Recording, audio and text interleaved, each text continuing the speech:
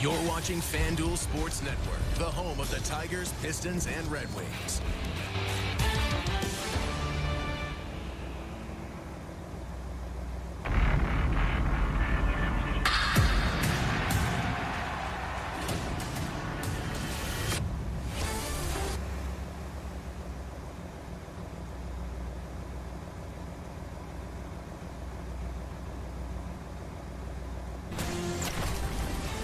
Early on, a Tigers counterpunch gave the folks here at Comerica Park a lot to cheer for yesterday. 2 runs in the first inning, all with 2 out, but the Mets had 17 hits in store. Juan Soto went deep again. Pete Alonso went deep twice, again. And the Mets took game 2 of the series, 12-5. A late charge by the Tigers went for naught.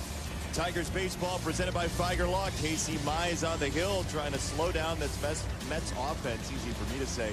That's been in double figures both times in this series. Jason Benetti, Andy Dirks, Daniela Bruce is downstairs. Yes, they've hit for power, but they've also been very patient, Andy. Yeah, it's kind of what we expected out of this offense, and it's always, is the offense being super patient, or are the Tigers not throwing enough strikes? And trying to figure out the combination of that can be difficult, but I think it's a combination of both.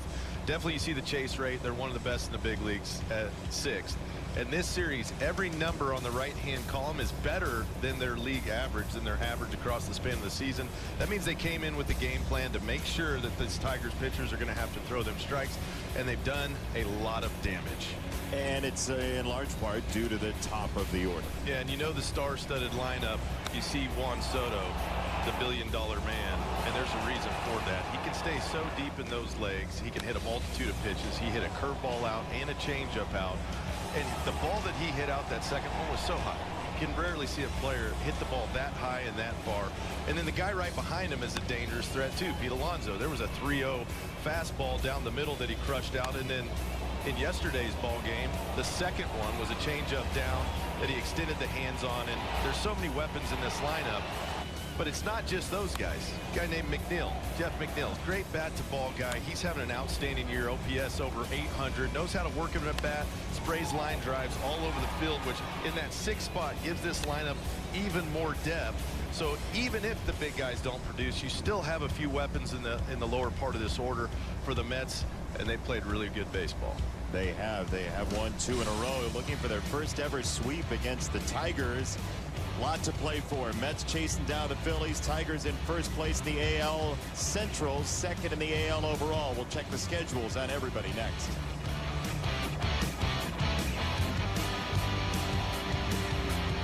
$35 for 2 pizzas.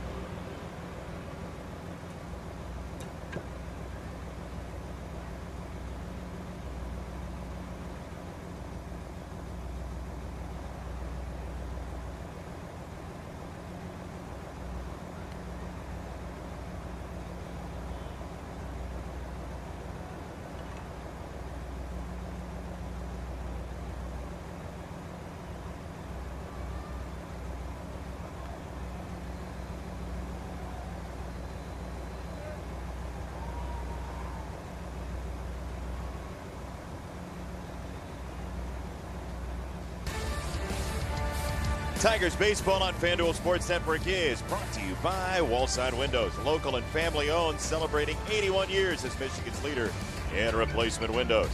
By Figer Law, all we do is win. By Comerica Bank, raise your expectations of what a bank can be, come to Comerica. And by GMC, visit your local GMC dealer today. Beautiful day at the ballpark, Comerica Park. Game number 3 of this series, and you can drive yourself nuts looking at upcoming schedules, but it is very much worth it. The Blue Jays are right now a half game up on the Tigers. You see the remaining strength of schedule, though. The Tigers have the most favorable schedule left in the American League contenders race. The Yankees are there as well. They would have to track down the Blue Jays to get a possible top 3 seed. In the American League Central, the Tigers have the most favorable schedule. Now, yes, absolutely, you have to play good baseball to pay that schedule off. But if you were playing 30 days worth against Toronto, and then your closest competition in the division was playing, say, the Rockies for 30 days, that would matter. It definitely would matter. It's not that way, though. So the Tigers do have that positive schedule. The Mets are playing a difficult road at 518. That includes this one game left with the Tigers. Philadelphia is very close in that regard as well. It's a 5.5 game spread. Will be very interesting to watch. I'm excited. The Mets got 4 with the Phillies, too, still. Here we go. Mets-Tigers, first pitch, game 3 next.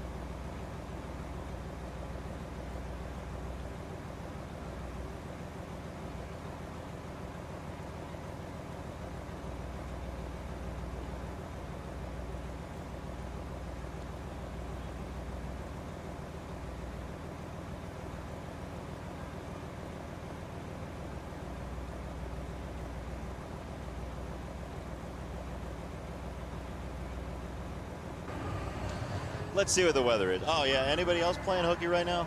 Yeah. A lot of folks are, I think, on this Wednesday afternoon to take in the Tigers and the Mets.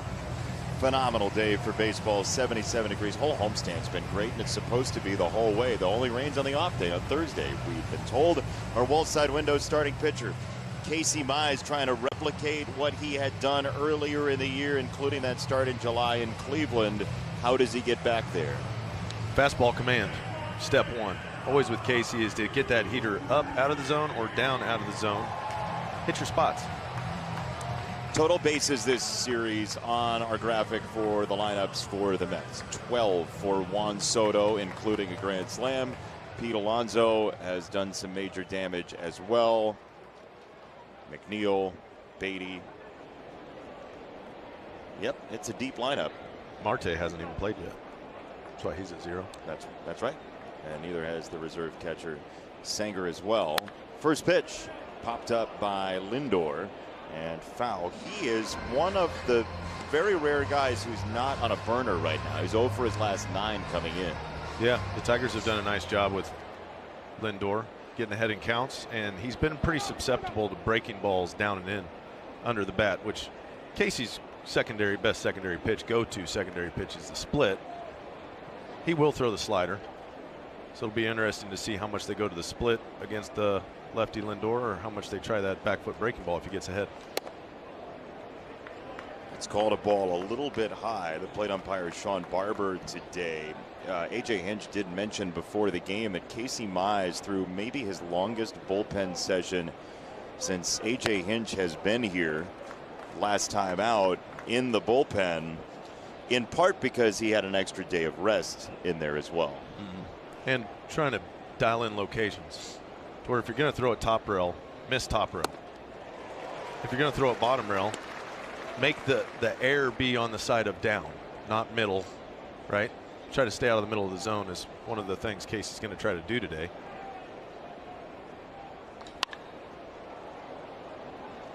In the air straight away. Javi Baez, former Met, makes the catch. Juan Soto may or may not have called his shot last night. Yeah, he's talking to Dylan Dingler, which isn't uncommon.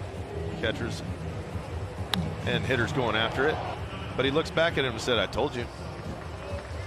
I told you I was going to hit a home run. Something like that. What a find by our tape room and Mike Abdella there. I told you I was going to hit a home run. That's that old school trash talk. Hey, he throws that again. I'm going to hit it out. I told you. Amazing. Different catcher today, Jake Rogers. So the history is gone, but that doesn't mean it can't start up again. As Soto jabs a bunt down. He can do literally everything. Keith is going to be late on the throw. I'll take it. He comes, yeah, you're right. You're right, because his OPS in this hot run he's on is in like the 2200 range. Yeah. If he wants a bunt single, the way he's been swinging the bat, thank you. Yeah, but see, I bet you he thinks he's going to turn it into a double with a stolen base here. You're probably not wrong That's there. what I would say. He's going to get his slugging percentage, he thinks, off of the base stealing of the Mets, which has been fantastic in this series. So you asked A.J. Hinch before the game, how do you control the run game? Yeah, vary your times to the plate, which is pretty standard, but make sure that you're engaging with enough time to be able to hold longer if need be with the pitch clock. And you see Casey do it right there. So you don't want to get on the mound and have your engagement at about 8 seconds, because then by the time you come set, you're at 3 to 4 seconds. You basically have to go home. And that puts the base runner in a position to take that kind of shuffle lead towards second base. It is the equivalent of, on a third down, snapping the ball with 1 on the play clock. Defensive ends are already upfield. They know exactly when you have to snap the ball. That's right. And the Mets have been using that to their advantage. They're one of the first teams I've seen really do it a lot. But you see it right here. There he goes, and Mize was wise to it. Casey for Torque. One more throw. There's the tag. He is out. Layer upon layer there. It starts with the bunt. It ends with a pickoff. Yeah, you nailed it. He's going to try to steal second. Casey and the Tigers know this, but he holds long enough. If Casey just goes home in a normal tempo, come set, pause, go home, Soto's got the bag easy. That's the gamble that they're trying to look at. Jake point over to first base. He said he's doing it. Step off. Smart play.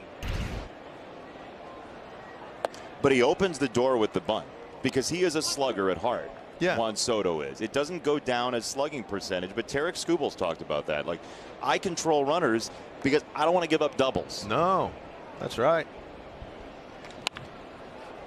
Left side and through. It's a base hit for Pete Alonso. But that makes shows the Tigers' ability to adjust in series. Yes. To an issue that's happening, something that's been persistent, to say, let's remedy this quickly. And there was a lot of things that went into work there to make that happen. One is Casey holding the ball a little bit longer. First, getting on the rubber and being able to engage to give him enough time to be able to hold. The second was Jake Rogers pointing down to first base, which gave Casey the green light to step off. Alonso at first. Here's Brandon Nimmo, who swings through a first pitch splitter, and a good one. You like that location, Jason? That is where he wants the splitter most times, yeah? If you're going to miss, stay down. But that was perfect. Starts as a strike, ends up as a ball. To Nimmo, who's on a 9-game hit streak. He's 16 for his last 38. And he's a guy that's crushed off speed pitches, change-ups, split fingers. 615 slugging on off-speed pitches this year. It's an enormous number. And he sees another fastball away, 2-1. Mets come in 5th in baseball in homers and stolen bases, 4th in on-base percentage. It is a multi-pronged attack for New York this year. There's another good one. But that was that bullpen session. Where you miss matters. It's like a golfer, you know, when they look at a green, it's like, hey, where can I miss and still be safe? And we want to play to that tendency. If there is a miss, you don't want the split to be up. If there is a miss with the fastball, you want it to be up or down. You don't want the miss to be middle. Now on 2-2, one more pitch to make. It's a ground ball, second base. Torres flips it. McKinstry catches. Inning over thanks to the pickoff by the Tigers defense.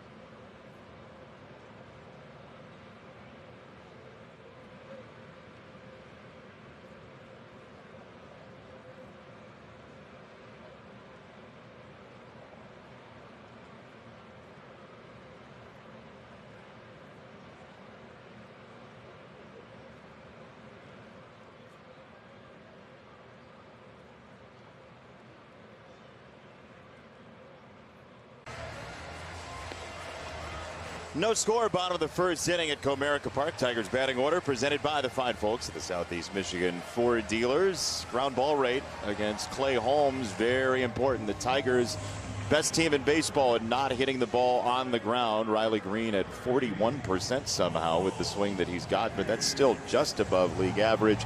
Clay Holmes, right-hander out of the state of Alabama, not far from Dothan, has a 3.60 ERA in his first full year as a starter. In New York, first pitch. Misses for ball one. He's allowed one home run in his last 10 appearances after a summer that was more bountiful for home runs than he would have liked early on. Yeah, the Mets took a chance. They said, we're going to move you from the bullpen into a starting role, and we're going to give you 3 years, $38 million to do that. And so they went to work in the offseason to figure out what he's going to need to do to be successful. A big component to that was how successful he can be against left-handed hitters. You know, he's got the sinker. He can get ground balls with that, but he added a changeup to his arsenal for the lefties. And he's basically agnostic in terms of damage. It's right and left are pretty much the same this year. A lot of it has to do with that pitch you just saw right there. The kick change out of that right arm at 87 miles an hour. That's his neutralizer to keep lefties off of his sinker. Little tapper, that is a foul baseball, foul ball. And good by Holmes to be able to figure a pitch out to have effectiveness against the left-handed hitters, because lefties love hitting sinkers. In all the history of baseball, lefties have gotten paid to hit right-handed sinkers. And if that's the only pitch you can offer, that and a slider, it's really tough to get left-handed hitters out because it's coming in, they can foul it off. But when you got another pitch that kind of drops and fades away at a slower tempo, it keeps them off the sinker. Base hit. Four-seamer. Colt Keith starts the Tigers off with a single. And Colt can hit a high heater as good as anybody in baseball in the four-seam variety. You see him just get quick to it, didn't try to do too much with the baseball in a two-strike count. But that's how quick Colt Keith's hands are. You saw him foul off two changeups. One was away, a good clip. But to be able to create space with his body to get the barrel to a 94-mile-an-hour heater up with two strikes is impressive. You're talking about that left-handers against the sinker thing. The sweeper and the slider have kind of gotten hit by left-handers, but it's taken the pressure off of the fastball. That's part of what's worked for Clay Holmes. It feels like he can use that how he wants to as he drops his sinker in there to Gleyber Torres. The more you can mix your pitches, the better off you're going to be. It keeps hitters guessing. The real question with Holmes is now that it's September, this is his first full year of starter load. How is that going to play out coming down the stretch here? And he's a pretty good strike thrower. Always has been. In his last few outings, he's walked a few more. At times he walked 5 in about 4 outings ago, which is very uncharacteristic.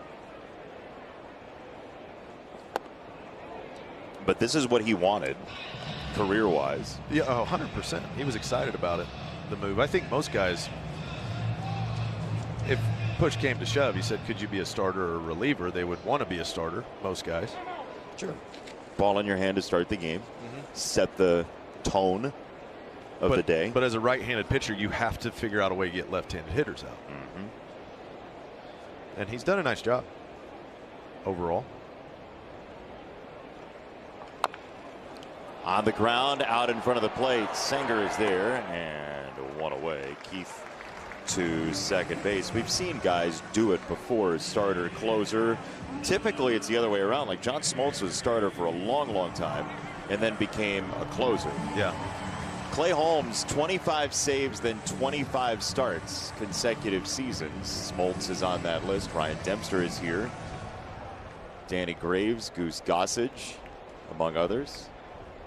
Kelvin Escobar of the Blue Jays kind of gets lost to history, but he was really good for a while. There's a strike on Kerry Carpenter.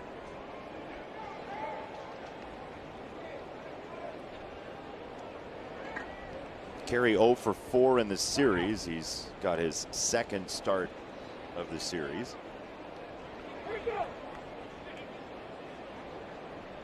It was his birthday yesterday, and he almost hit a home run. He did. Deepest right field. Soto went back, caught it right at the top of the fence.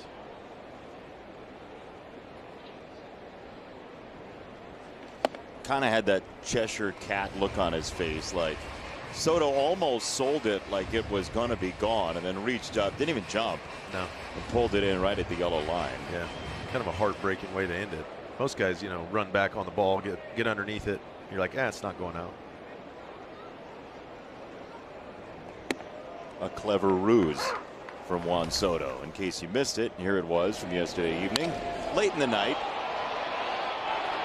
Well, generally, about any ball off of Kerry's bat that's got decent trajectory to right, you just kind of assume. But he got it just off the end of the bat. Wave and a miss. There is the changeup from Holmes, and 2 away in the first inning. Yeah, you see the kick change. That middle finger spiked on the ball, and then you can see the seam shifted wake as the ball comes in, and it makes that ball tail away a lot from the hitter when it catches the seam. Similar to like Tarek Skubal. He doesn't throw a kick change, but no, it's the all same about the wake idea in movement. Same right? concept. You got it. So guys who supinate the baseball have found ways to make that ball act like a changeup should, with different grips, different emphasis on where the ball's coming out of hand. I believe Bobby Scales earlier in the pregame played our new favorite game show, Pronator or Supinator. Yeah, no, he was explaining the kick change, how it comes off the ring finger. That's the emphasis instead of the middle finger, the longer finger. 2 strikes. Strike 3, same deal. Back-to-back changeups, wipe out Carpenter and Green, and we're through 1.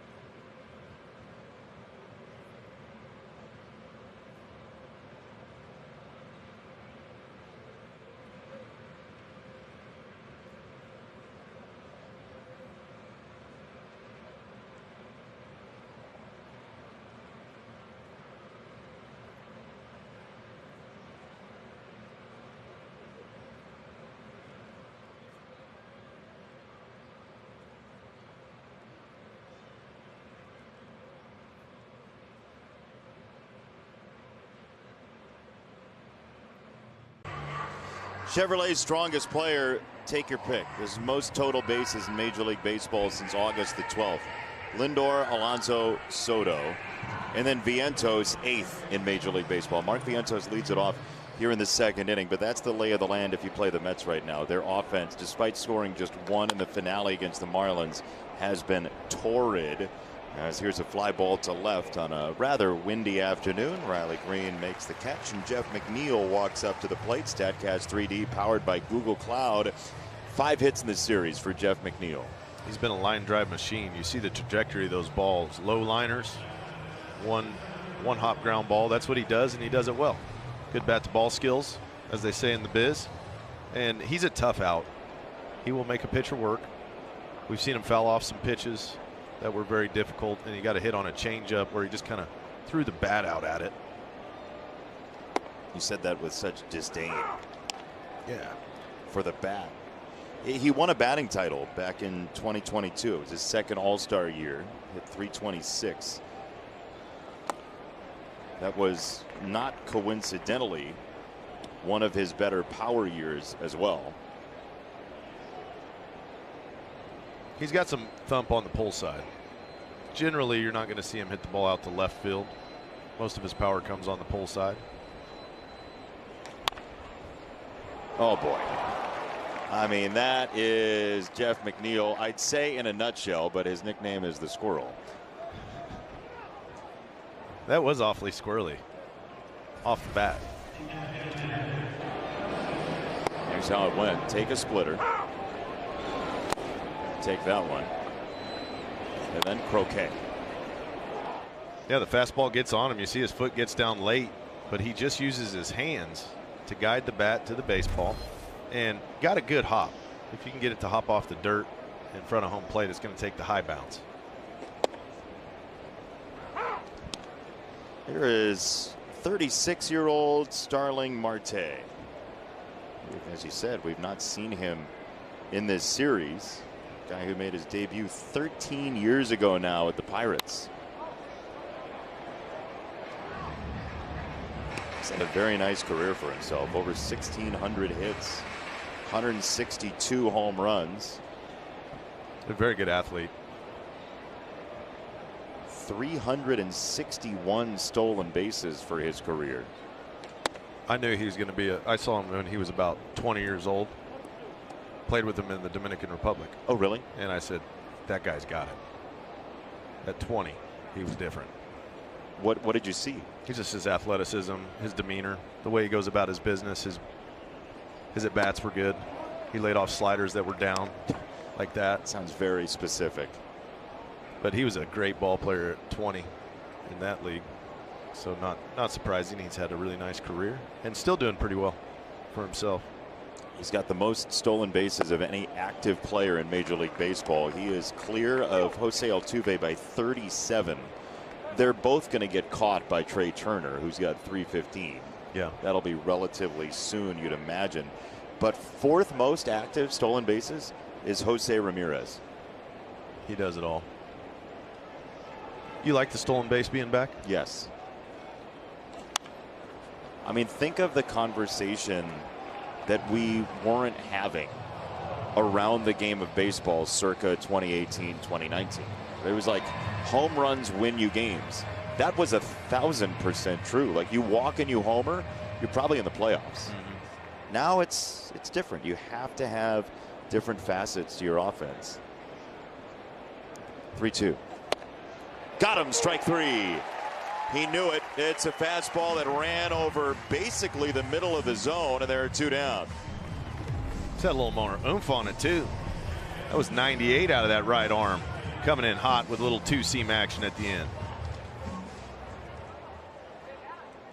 Well, we talked about where you miss matters. And being able to put it just far enough out of the middle of the plate makes the guy take it. Because if that's a little slider or cutter up there, it's a ball. And when it's 98, it doesn't give you much time to analyze. No. Perceptualize. Think about it in your terms. Oh, yeah. Why don't you shorten the words for me? Thanks, Dad. 0-1 for Beatty. McNeil at first. Okay, how different does 95 and 98 look to a hitter? Well, if it's out of the same hand, 3 mile an hour more. It's all that difference right there, Jason. What it does is it gets hitters to have to speed up just a little bit. Even 3 miles an hour, it's going to get them to speed up, which then makes your split, your slider, all of your secondary pitches play better. Because now you got that hitter in the rhythm. He's got to get the bat head out, get it out, get it out. Oh, and you get locked up on that kind of fastball. Casey Mize with beautiful fastball command here in the second inning. He is feeling it right now. This thing's coming out hot.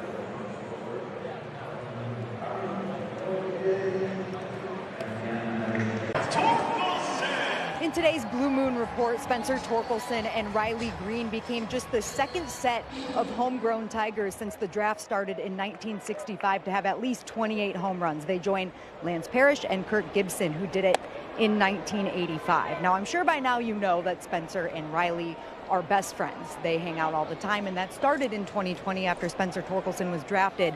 They hung out a ton at the alternate site during the pandemic season.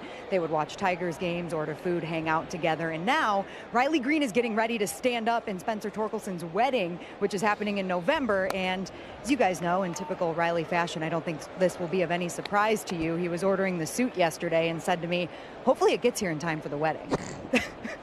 What? Typical Riley Green. I don't know. Like, I'm totally up for Riley being the guy at the plate with 2 on and 2 out in a tie game. I don't know that I want Riley like organizing a bachelor party. Yeah, I did ask if he had any other responsibilities, and he said no speech. I'm just the groomsman, not the best man. So. That's great. I should say, after the conversation we had on the podcast about his friends from home and all that stuff, he would be great at the party. Yeah. But him organizing it, the whole like, I hope it gets here in time. Yeah, I don't know if he's the scary. best administrative assistant for the role there. His personality type. Riley Green assistant at gmail.com. Yeah. I hope he has one, honestly. That's a great point. I'm hopeful as well, but I don't hold out a whole lot of. Somebody's going to hope. try that email, by the way. For sure. Daniela, any further details on the wedding? No, the wedding is in November. Spencer Torkelson and his fiancee McKenna are getting married in California, but Riley's just looking forward to it. And I asked him if he would be good at a best man speech, and he said he thinks he actually would be pretty good at it. I was kind of second guessing that, but no, I do. Riley's would? funny. Yeah, He is funny. Well, now you're kind of coming back off what you said before. You I said, just don't want him to do logistics. I don't want him to do planning. logistics. But best man, you're okay with. It's great. But don't plan. He'll be the life of the party. Yeah. He'll be hilarious. He'll be a great friend. I don't want him like a month out coming up to me and saying, "Yeah, we're not going anywhere." Yeah. You know, I forgot to book the I didn't book the hotel, limo. the tickets, Yeah. anything. Yeah. An interesting part of that conversation, too, though, was talking about the alternate site in 2020 and just how it helped them bond a little bit more and built their friendship to what it is now. Both of them can't imagine doing what they're doing without the other. It's a high fly ball. McNeil in center has some space. He makes the catch. Torque is tagging. He's on his way to second and out. He wants the replay. Torque thinks he gave him the swim move. He felt like he might have swam around it. You do see a lot of players, though, that end up being out, always want to point over there quickly. Let's see. No. Nope. It had to be a good throw. McNeil made a good one. Torque got back to the bag at first, and it was a perfect one-hop throw into second base. Oh, it was close. It was close. It was very close. And if that's not a perfect throw, he is easily safe.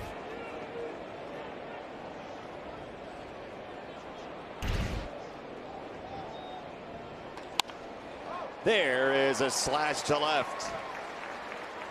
Zach McKinstry with a 2-out single.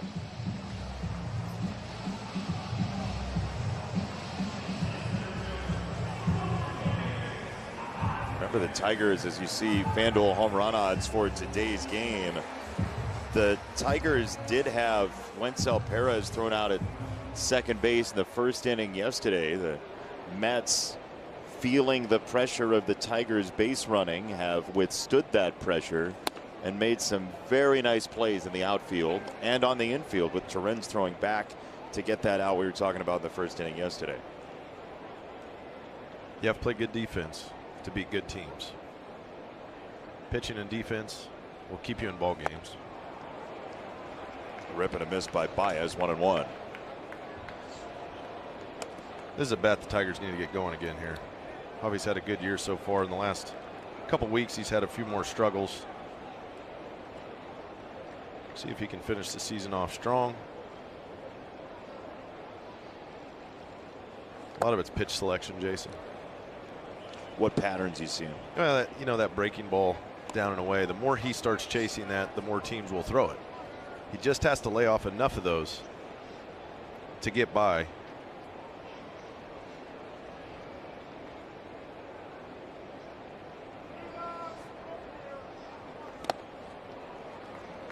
There's a sinker buzzing in on him.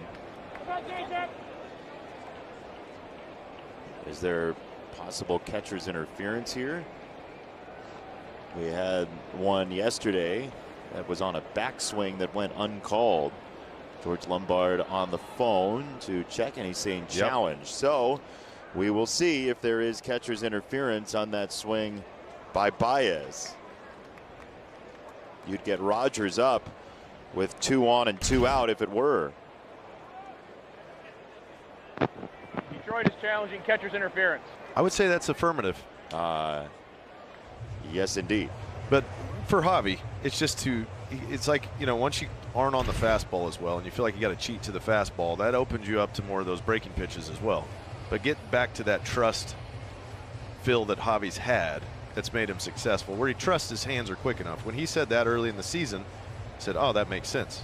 He's trusting himself to be able to get to the fastball, which now allows him to see the breaking ball instead of trying to jump the heater all the time.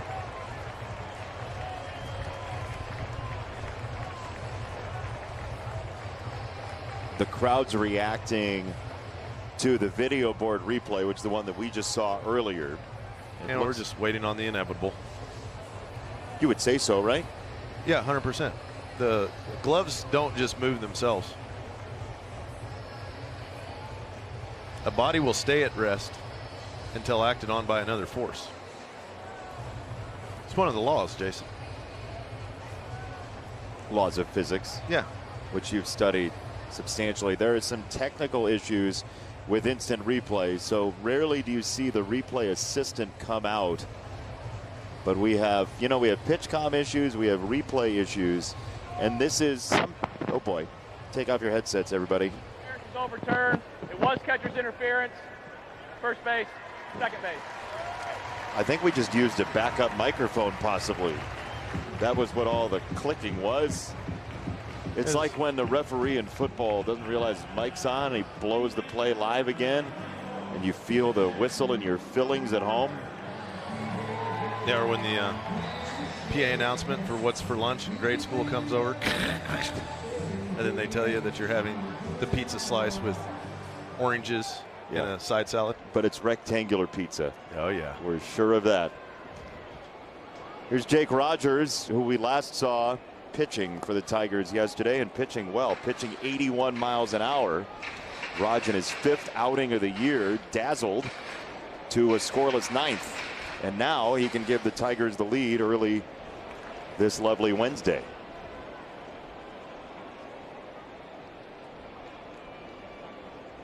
One 0. Fed in for a strike, 1-1.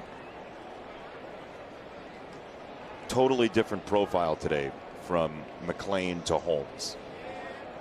Yeah, less spin.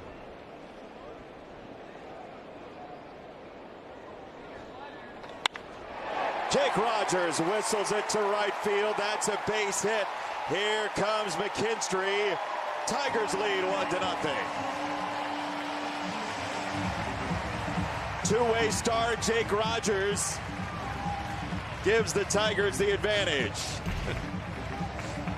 Pitched an inning of shutout baseball last night, and tonight he's getting the sinker out over the plate, staying inside the baseball, which allows the bat to stay underneath it. You don't want to hit a ground ball with that pitch. Good bat path, and as always, the Tigers are running the bases aggressively. You got a first and third, you got a McKinstry score, and with 2 outs, the Tigers have mounted something here in the 2nd inning. I feel like Colt Keith saw it well against Holmes in his first at bat. It ended with a single the first time, and here he gets a changeup to start his 2nd at bat. I don't know if he'll throw that 4-seam fastball again. He turned on that thing like he was waiting on it with 2 strikes. The changeup is something that's going to be in Colt's head this at bat. He fouled 2 changeups off before that fastball previously. That's the one he got Carpenter and Green out on. And you have to imagine Colt's watching those other lefty at bats, right? Yeah. Early in the count, he's swinging for fastball. Now that he's swung through a changeup here, a good one, he's taking his time. He's got to analyze, am I going to allow him to beat me with the heater to defend against the changeup? That's what's going through the head right now. Because if I try to jump a fastball, likelihood of me swinging through the changeup is high. But you see him slow his body down right there, anticipating changeup, which will make you more susceptible to a fastball, especially inside. But he's got quick enough hands, he can trust it. And does Holmes want to throw him a fastball after giving up a hit on the fastball last time? We'll find out. Keith wraps it to second base off another changeup, and Beatty throws him out. Tigers get a run, though, 1-0.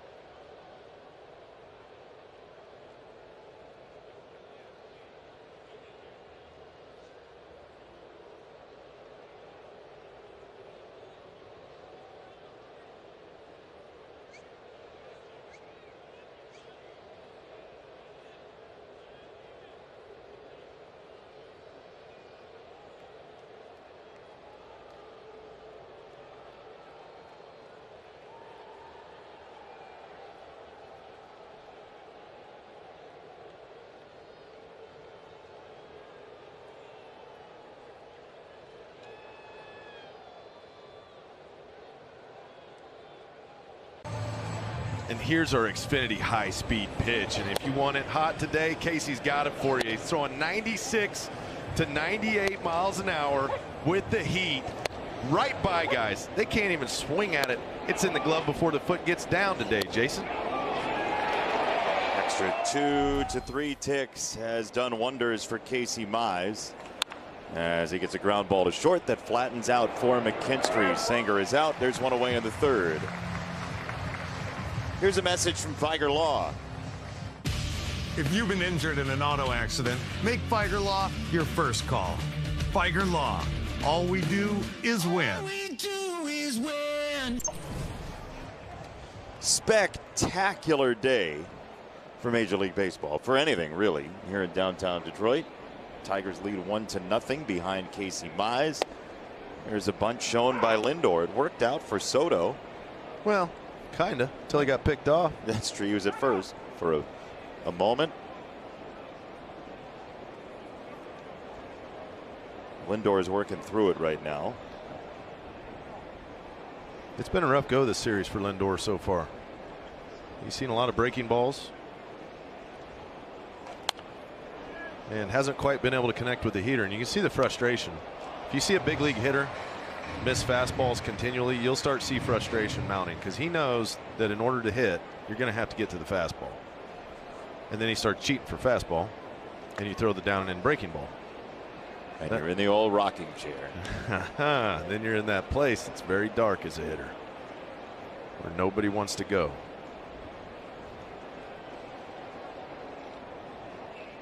One, two. Yeah, the dirt. 2 balls, 2 strikes. Cleveland and Kansas City both lost yesterday, so the Tigers are 9 up on Kansas City, 10.5 on Cleveland. A half game back at Toronto, who did eventually win in that slugfest in Cincinnati. You called that. Yeah, it's not Great like American Ballpark. You're like, these guys are going to score more than 4. Yeah, it wasn't that treacherous of a limb to be on, as Rogers and Casey both wanted that strike 3 there. 3-2. into right field. There's the first hit of the series for Lindor, and he's going to want extra bases. Into second with a stand-up double. Mention Juan Soto. He called his home run yesterday, it looked like. And now on the bases yesterday and today. There's that jump that he got. Our Comerica Bank game summary. What did the Tigers do today? Casey held the baseball a little bit longer, breaking tendencies, and you see Jake Rogers point down to first as soon as Soto starts to do that little shuffle move. I got you. Very aware of it after seeing it for the series. Here is Soto, a little half swing foul. That's 11 for 11 first pitch strikes for Casey Mize today, which is big news. Much better trend that way than what it has been the last 2 days.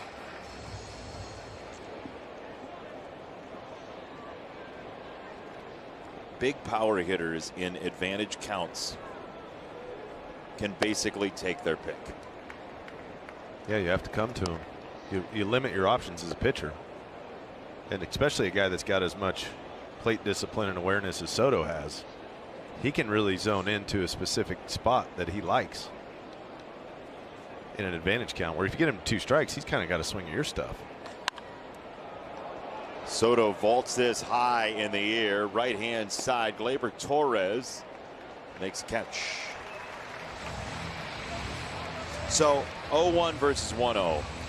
How important is that, you ask? Like first pitch strike, why does it matter so much?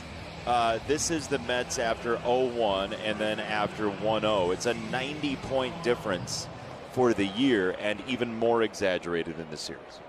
Yep, and you'll see that across all Major League Baseball, and you'll see that in high school baseball, college baseball, professional baseball, big leagues, everywhere. Pitchers that get ahead tend to do much better. All right, now let me ask you, how do you pitch Pete Alonso here?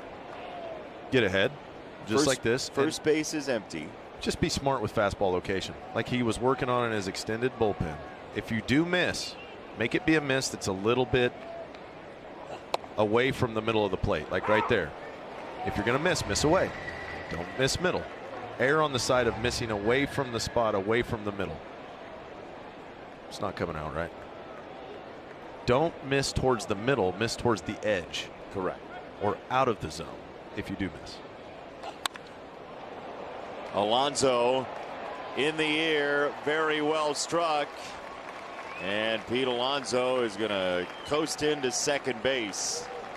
It's an RBI double, and we are tied at 1. And if you see location on the pitches, this is what makes the difference, because this guy crushes fastballs. First pitch, dotted. Good location. This one here, see where it ends up, Jason? More towards the middle of the plate. That's how you beat the Mets. Don't throw fastballs in the heart of the plate. We saw Sawyer Gipson Long. Where did he get beat? He was forced to throw the fastball in the middle because he was behind in counts. And they can hit a fastball, this team. They can also really hurt you second time through the order. We've seen that all series long. If they see you a couple of times, they have guys who are very quick on the uptake.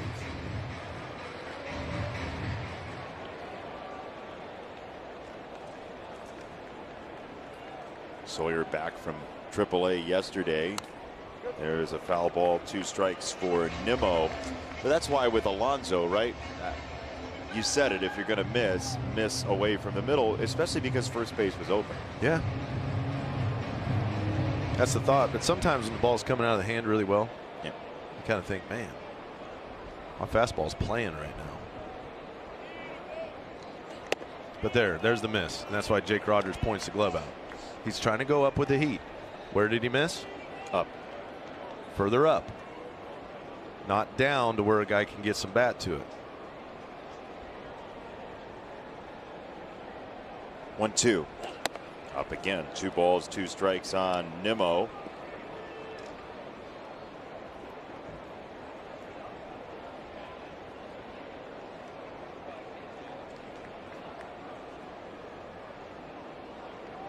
Alonso at second, 2-2.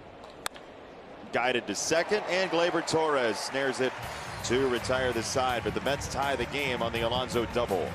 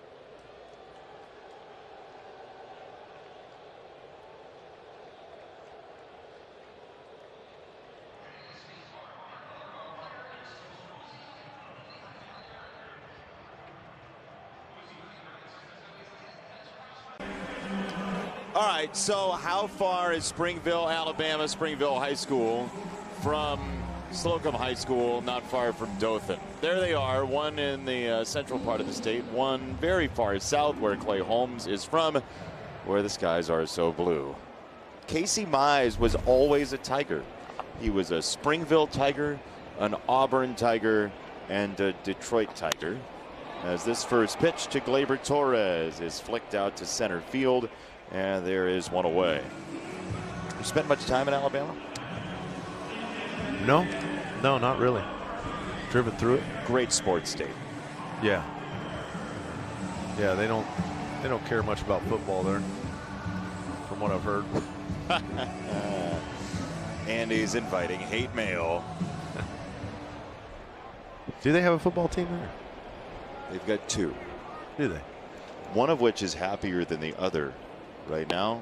The fighting Tyler Holton's beat the Crimson Tide on Saturday, and the calls for Nick Saban continue to grow. He could basically write his own check for a couple different employers. Yeah. And Auburn, Casey Mize's Auburn Tigers are 1-0 after beating Baylor. 0-1 to Carpenter, who struck out on a changeup. And he sees, yep, another changeup. When it works for a pitcher, he's probably not going to mothball it. No need to put it in the hip pocket if you got it. It's always, you throw it until the hitters make an adjustment to it. The good news is the more off speed and spin they throw, the higher the chance for them to leave one over the plate. Is that how you were thinking when you were getting a buffet of changeups? Yeah, I'm like, eventually one of these is going to wind up. Eventually that power ball is going to be 76. I'm going to play it every day. And you walk back to the dugout with the bat in hand saying, well, it wasn't that time. 2 strikes. It's a swing and miss. It's another changeup. Yeah, like that time. If the Tigers score 3 or more runs in this game, you can visit a participating Arby's location tomorrow and receive a free small order of those curly fries, which you love, Jason. Everybody does. That changeup, though, they're going to have to remedy that. If the ball starts down, it stays down, especially with 2 strikes. Hit the ball to left center field.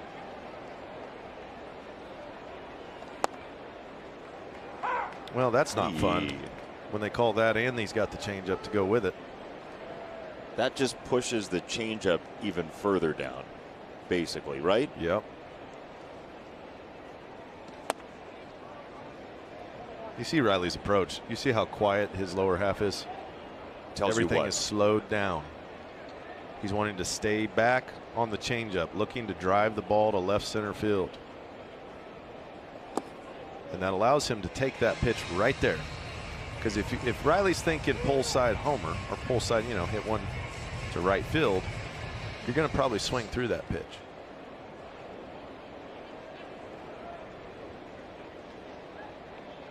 Instead, it's 2-1 from Holmes to Green. And a swing and a miss on another sinker, but he feels like he's got to cover that pitch. Well, and that's a 2-1 count. He's probably thinking fastball there. I'm going to do some pull side damage. Now with 2 strikes, look to go back to the left center. And that's how quickly you have to be able to make adjustments in the box, from advantage counts for the hitter to advantage counts to the pitcher. Especially with a pitch timer. That's it. So from one pitch, he might be looking to do damage on the pull side. The next pitch, he needs to slow his lower half down a little bit, look to drive the ball to left center to stay on the changeup. He ripped him a cutter to end the at-bat. Sequence changer.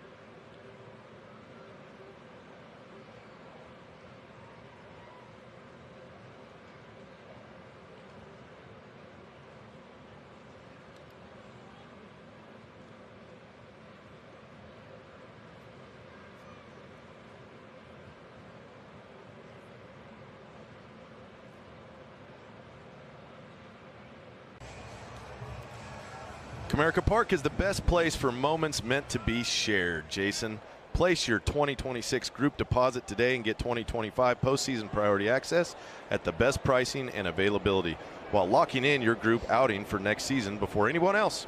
Visit tigers.com/groups today. 25 rolls right into 26, and you hope that there's a parade involved. That'd like be fun. Parades. It'd be a lot of fun. Vientos to McKinstry. One down for McNeil. Armenard's big money encounter is the last 21 games for these New York Mets, who are 11 over. It's 7.5 runs a game. And if you're saying, well, you know, you guys have talked a lot about the fastball, is that it? Yeah, it kind of actually might be. No doubt. They rededicated themselves to hitting the fastball, which I know sounds like, well, why wouldn't you?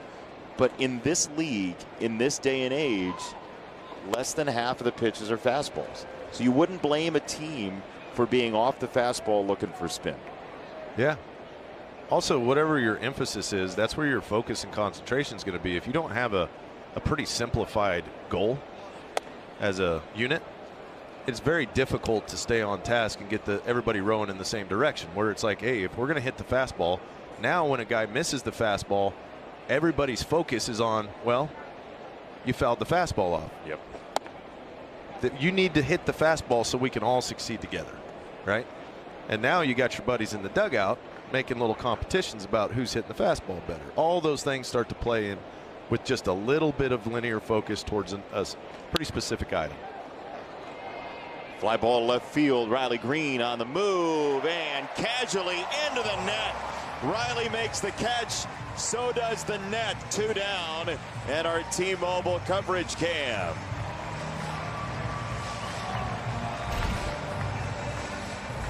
Springing to the line, past the line, in foul ground. Hey, I don't have enough room to stop abruptly. Let me do the little spin, recliner move into the net. Giving a fan an exhilarating moment at the ballpark. Hey, remember that time when we almost took Riley Green home? Oh, was it the bobblehead giveaway? Yeah. No, first 3 fans in that row get Riley Green. 2 down, ball 1 to Marte. Yeah, you could see his body was just a little off balance as he went into the wall. That's going to test your hamstring flexibility. Oh boy, that'll test your bat flexibility. Marte gets absolutely shattered. Riley Green, avid fisherman, caught by the net.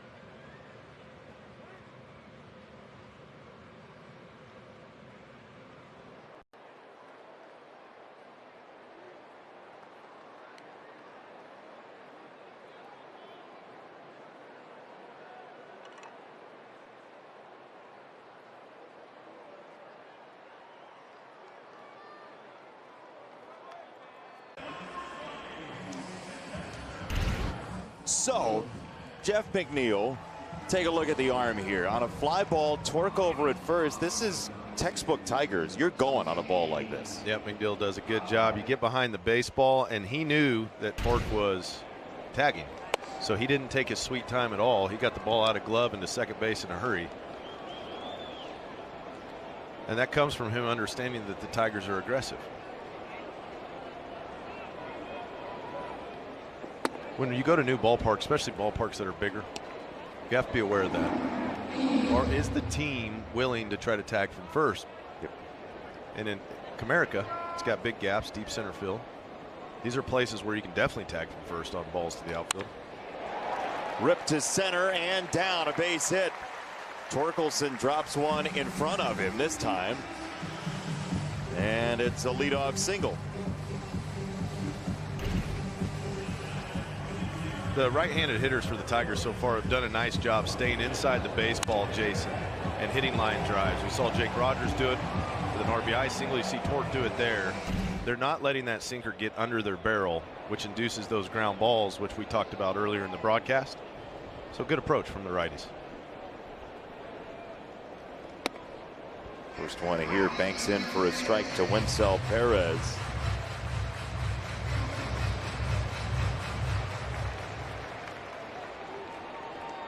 Yeah, the Tigers have done a pretty good job, as you said, lifting the baseball today. Clay Holmes, you know, he's such a ground ball pitcher out of the bullpen. The question is, can you sustain that against a lineup multiple times in a row? So he's still very much a ground ball pitcher, but it's a different role he's in. Yeah. And that sinker, you can't throw it in certain spots. Oh, that's right at first base, and Pete Alonso has a double play. Nothing Torque can do there. Those are heartbreakers. You're just a few feet away from a real rally. Hits a bullet right to first base, and you see Alonso defending himself with the glove, and the ball happens to end up in it by the time all is said and done, and gives Torque no chance to get back. But keep hitting the ball hard, keep having good at bats, and you'll score more runs.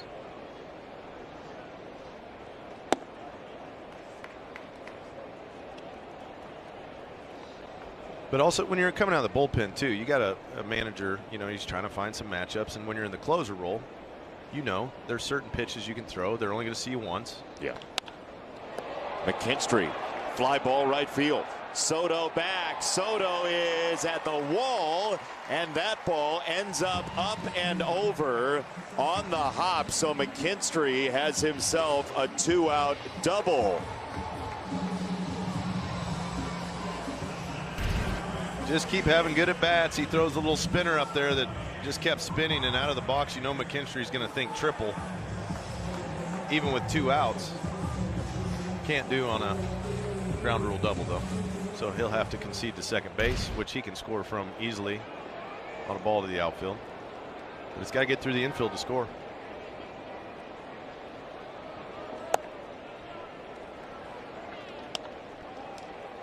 If you're looking at the arms in the Mets outfield, Soto has the best one out there in right. We did see McNeil throw out Torque at second base with a very accurate throw.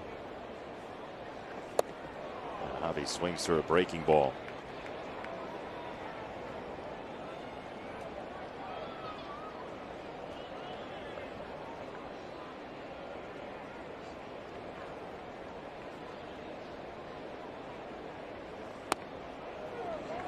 And then that, like, what do you do with that? You take it, get to your 1-2 count, and if he throws it again, you're going to have to find a way to foul it off. Hit it to the right side. Strike 3. A lot of breaking balls to end the inning. We'll go to the 5th in a tied score.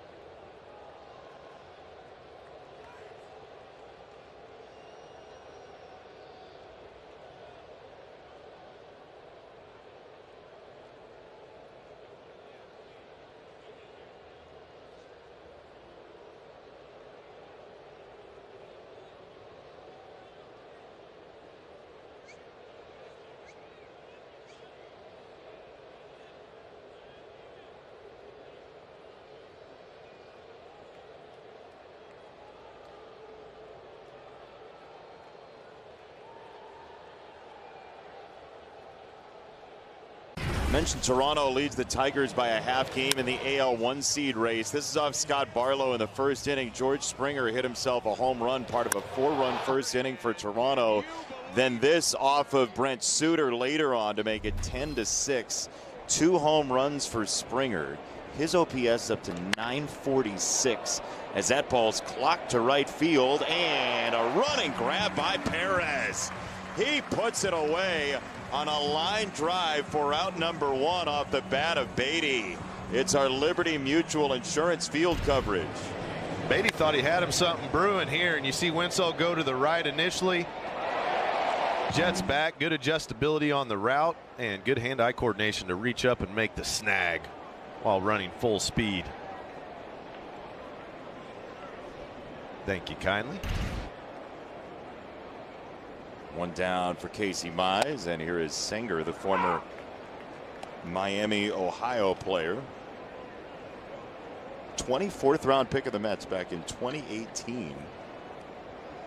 Who is in his 30th major league game, 12 major league hits, and he's behind 0-2. Casey Mize has made a day of getting ahead of these Mets batters. It's a big difference from game 1 and 2 to now game 3.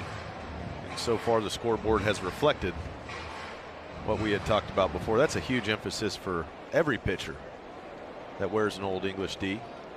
Get ahead. And put him away. Strike 3, just like you drew it up. 2 gone. That's how you dispatch hitters that you should get out. Get ahead in the count. Throw him a tough pitch to hit. I love how he is doing exactly what he wanted to do out of that long bullpen session, which if you do miss, err on the side of missing towards a ball more than middle strike. Especially against a team that is geared to damage and feels good about itself in that department. They've put up 12 and 10 runs the last 2 days. You wouldn't blame them for attacking early.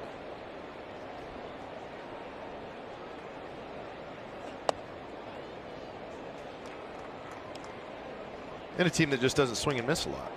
Yeah. So it's not like you're going to get them to chase way out of the zone. But worst case, if they take a pitch. But that's where getting ahead matters. If you're not ahead, you're forced to throw balls over the middle of the plate.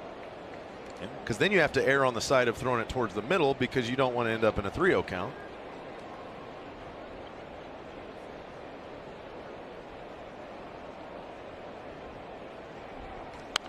And his one big miss today was the Pete Alonso RBI double. The only run scoring play for the Mets was one of those middle balls that was meant to be somewhere else. Yep. You hate to have that much pressure put on each pitch, but that's similar to playoff baseball. Yeah, that's how it's going to be. That's how it is. October. That's how it is in the postseason. Every pitch matters. You leak one pitch out over the plate to the wrong guy at the wrong time, it's 3 runs. Tyler Holton is loosening in the Tigers bullpen. Soto is next. Do you want Juan Soto to see Mize a 3rd time would be the question that A.J. Hinch is mulling over. And it would largely depend upon the circumstance. If you get Lindor here, Soto then leads off the 6th. If Lindor is on, you have an at-bat that could easily change the scoreboard. And Alonso behind him is 2 for 2 against Casey Mize. Yeah.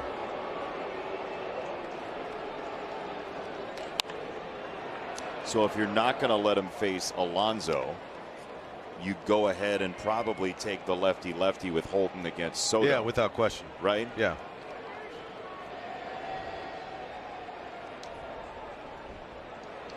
Two and 2. Popped up. It is a rather windy day here at Comerica Park. Zach McKinstry's got it. And a 1-2-3 fifth for Casey Mize. 7 in a row retired.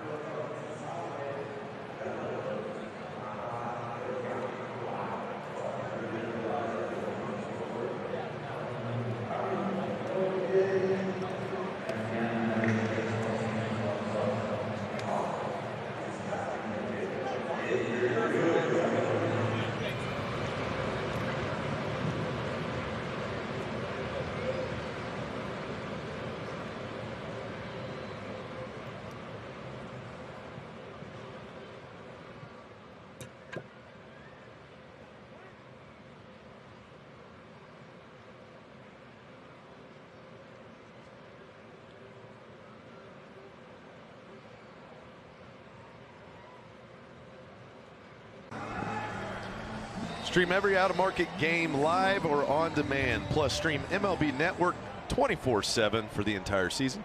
Blackout and other restrictions apply. Visit MLB.tv for details. Tigers trying to break this tie. We're 1-all in the 5th. Jake Rogers looks at a strike. He's got the RBI for the Tigers. Base hit to right. That was a 2-out little mini rally Tigers had to put together. A couple innings they've had runners on in unfortunate circumstance. Winsel Perez hit into a line drive double play at first base last inning to kind of kill the mood.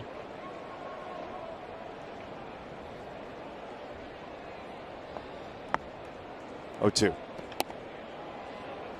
Off the plate away. 1 ball and 2 strikes. This is where we're going to watch Clay Holmes to see, does he have the gasoline left to continue these outings? This is as many starts as he's ever had. He's a starter now, was in the bullpen last year.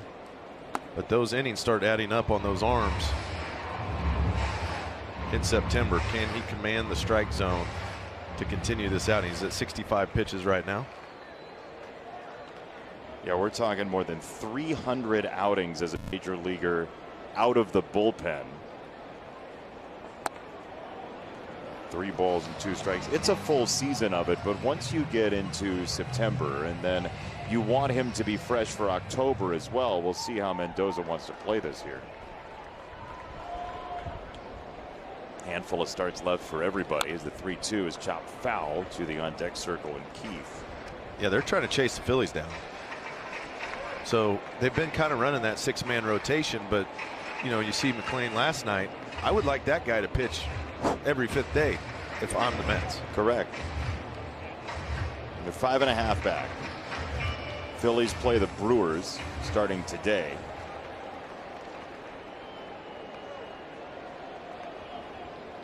Aaron Nola against Jose Quintana tonight.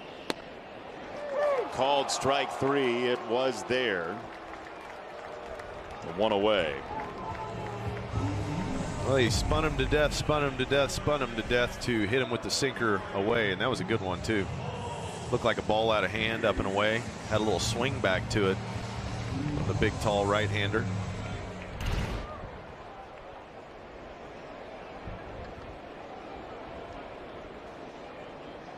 One down, Keith.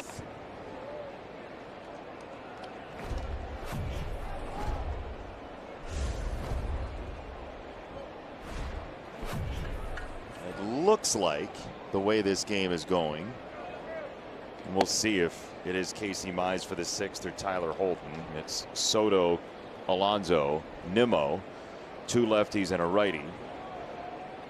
It looks like the bullpens are going to have a lot to say about this game as we're in a deadlock in the 5th and Holmes' pitch count climbs over 70. 3-0. We saw a 3-0 Alonso homer yesterday. Could we see a 3-0 Keith homer today? Well, he's got to get a good pitch and swing at it. Step 1 and step 2. Step 3, it's got to go over the fence. He takes. That was snugly on the inside corner. So step 1 was kind of there. It was it was a decent pitch if you're trying to pull the baseball. Step 2 was not deployed.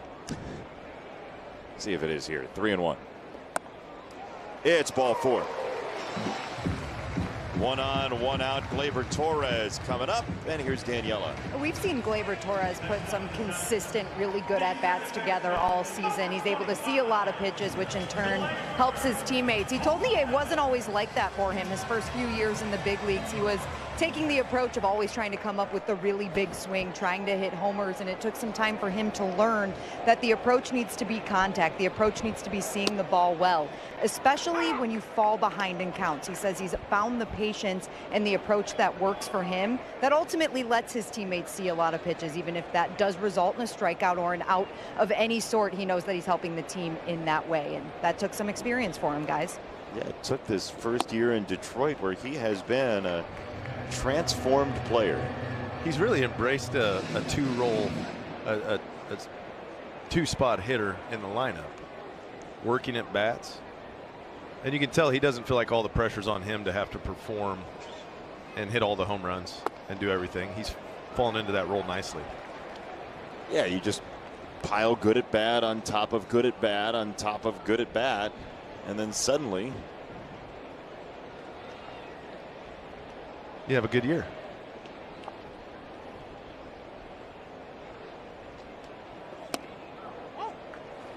No, sir. 3 balls and a strike. This is where we see the command to start to fall off for Holmes.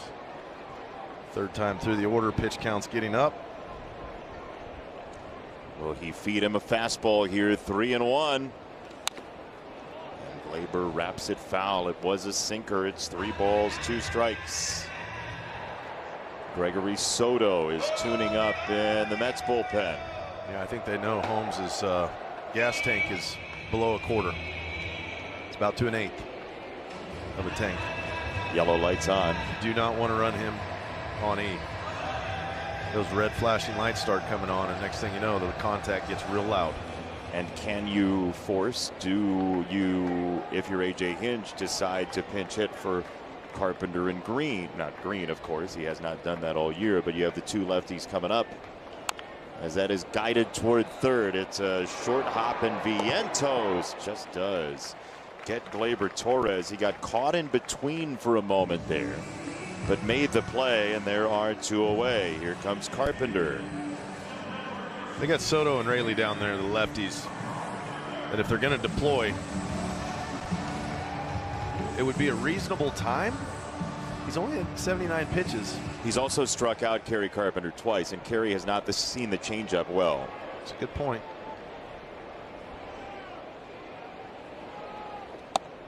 But does he have the command of it now as he did before? Because all it takes is one hanging changeup, and Kerry Carpenter can put a couple on the board.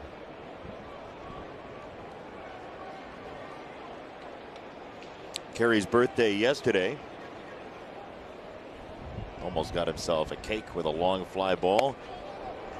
Our very good friend, audio master, personal CB radio user, Mason Haddad, is celebrating a birthday as well today. Happy birthday, Mace. If you need any cake, he's got some. 2-0. Carpenter chops it foul. 2-1.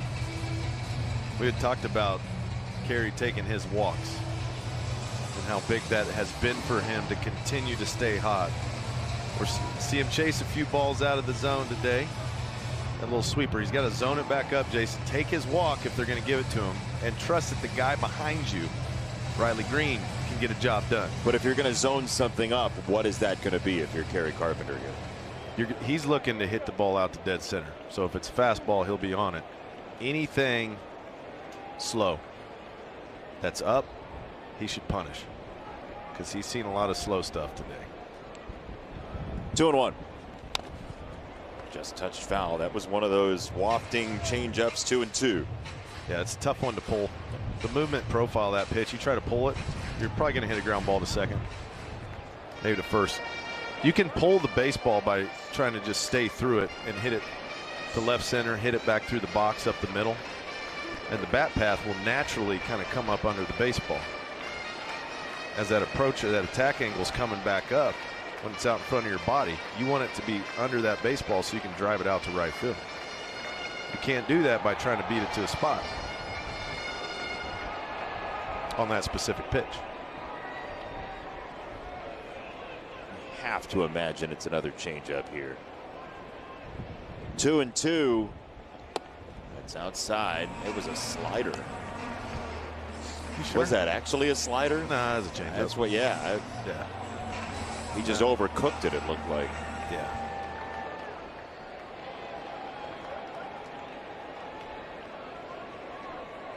Three and two. Keith at second. Outside, what a take by Kerry Carpenter. He works a walk. Riley Green will bat, and it's going to be against Soto. Yeah, there's no chance. Holmes is out of gas. So they'll bring in the lefty. Good job by Kerry, though. That's the at bat you have to take.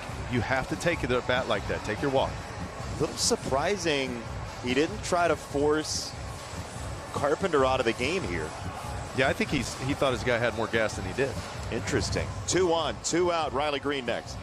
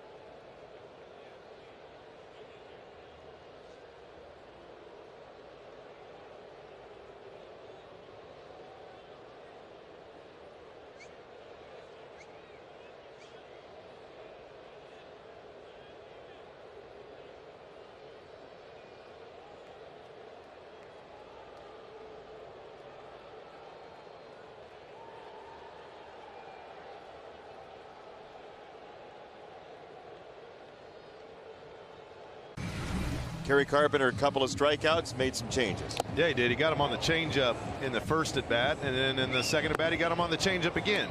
So Kerry wisely understands the situation. He throws him a good one, he fouls it off, and then he works it to a 3-2 count. What do you think's coming, Jason? Changeup. And he lays off, takes his walk. That's a huge at bat in this game. If he swings at that, nothing good's going to happen. First of all. Second of all, it gives Riley Green a chance against Gregory Soto. Our wall side windows, pitching change. Left on left with Green. First pitch is called a strike. Gregory Soto, for his career in 528 plate appearances for left-handers, has given up 7 home runs, 17 doubles, 1 triple. That's 25 extra base hits all time left on left. He is here for this sort of situation. But again, with right-handers late in their bullpen, you could make the argument that bringing in the left-hander for Carpenter could have forced A.J. Hinch into thinking about making a move. He did not do that.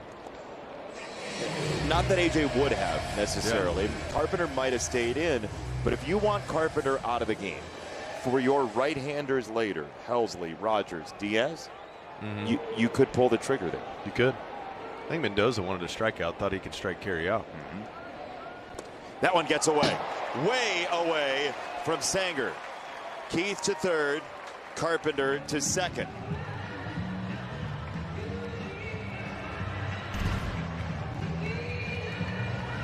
He just lets that fastball rip and held on to it way too long. How long are you going to hold on to the fastball? Not that long. Yeah, you don't want to hold on to it that long. All you need is just a little puncture wound to the outfield. On ball foul. So approach-wise here for a left-hander, what are you thinking? Stay in on the slider. You got to let the ball come to you a little bit. If it's the fastball, you're going to do your best to try to get back to it. But if you start swinging for a heater, you are wide open to a slider down and away, and you'll pull your head out. So think about hitting the ball to left field.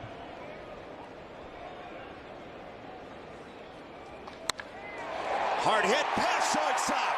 Tigers take the lead. Riley Green hits a sizzler to the outfield. Left on left for a 3-1 advantage.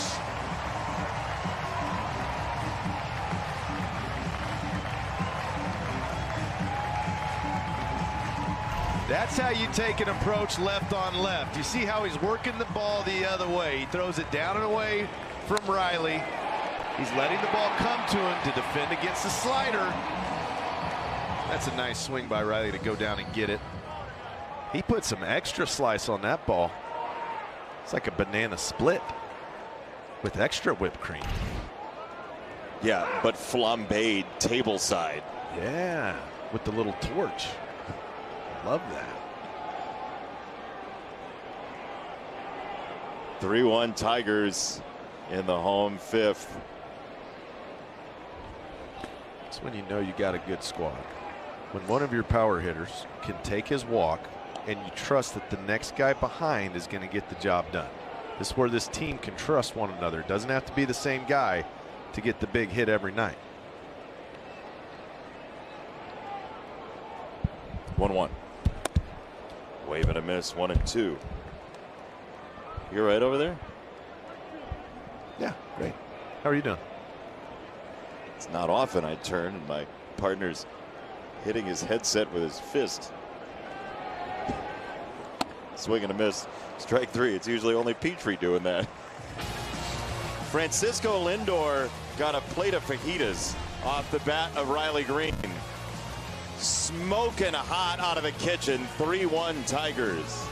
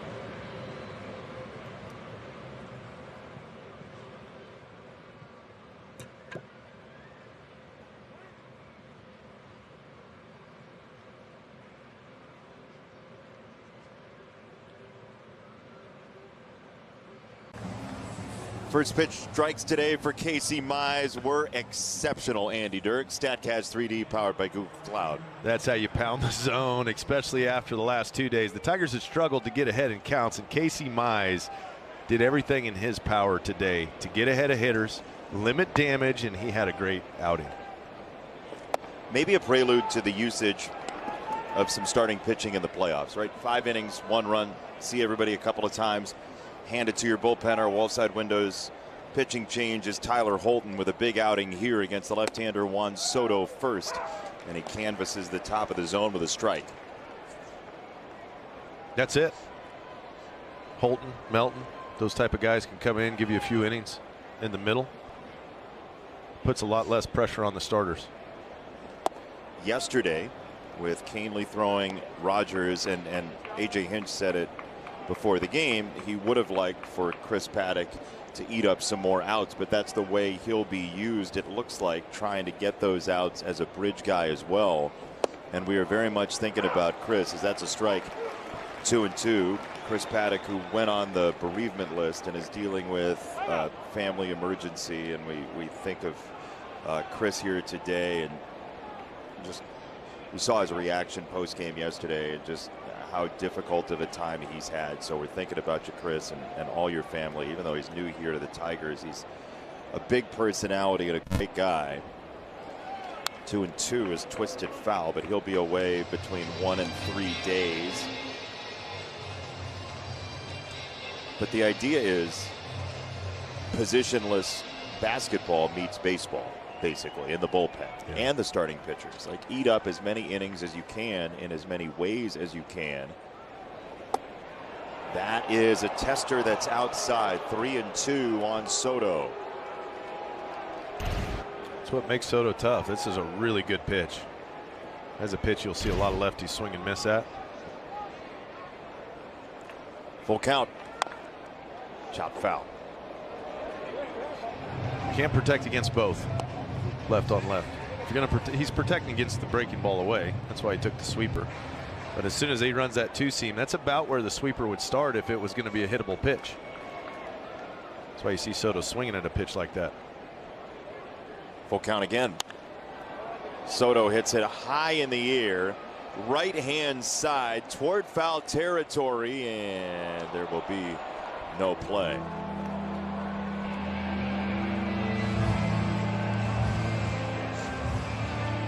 I think Soto was just enjoying how many people he made scatter with that high fly ball.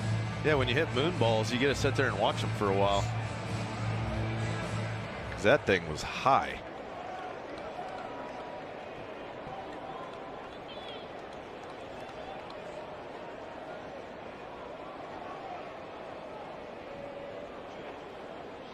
Three and two. That's ball four. Soto takes a walk. A 9-pitch walk. And here is Pete Alonso. Now you got to contend against a tough right-handed hitter in Pete Alonso. He had a big double earlier in the game, hit a couple homers yesterday. You still got to throw strikes, Jason. You still got to get ahead in counts. Can't be completely scared. Like that. Our call Sam best call his first pitch strikes today compared to the rest of the series. This is 18 for 21 compared to Monday and last night. It's not even close. And you see the Mets have 1 run so far. It reflects on the scoreboard. On the ground over Holton, Torres, and McKinstry. It's Torres, not in time. You don't know as a pitcher necessarily which ones you should go for, but with the vacated slightly left of second base, Tyler probably had the best crack at it. Yeah, and he's definitely kicking himself because generally the pitcher shouldn't try to get the baseball. Pete just hit it in a spot where nobody was home. And Tyler, who is a superb athlete, by the way, on the mound. If there's a pitcher that could probably make that play, it would be Holton. I think pitchers might say, watching from a distance, like this is why we quite often will turn and just see where our infielders are before the pitch. Yeah, so he knows if it's a chopper up the middle, it'll be his, but you see him start to go for it and lets up at the end. He may have been able to continue with that play, but how many times do you see the pitcher on a routine double play ball, tips off their glove, and now you got a hit? This was probably one of the only times I've seen it not work out for a pitcher. Totally agree. But it's just defensive placement. Yeah, the fix is just check before the check, pitch, right? Yeah. And if you know it's completely vacated, you're the only resource to be able to get the out on a ball up the middle. As if there's not enough to think about when you're trying to get a guy like Pete Alonso out. Yeah, that's a piece of it too. You know, you don't want to be thinking, well, if the ball's hit back at me, you want to execute pitches. This is why when runners are on, though, we talk about split focus, because you are drinking from a fire hose in terms of the amount of information you're processing. Yeah. That's why the more reps you get, the more situations you've been in, the quicker that processor works. 0-1 for Nimmo. He pops it up on a bunt all the way back to like row 10.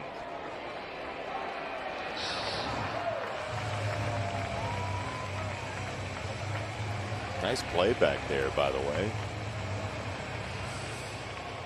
He caught it? Or he just got it? Ended up with it. Yeah, so nice play. He ended up with nice play. Somebody else didn't get it, though. They didn't make as nice of a play. 0-2 is outside. 1 ball and 2 strikes. That's where Holton's going to look for that strikeout. Throw some breaking balls away. Or you can go sinker in, try to get the ground ball on the hands.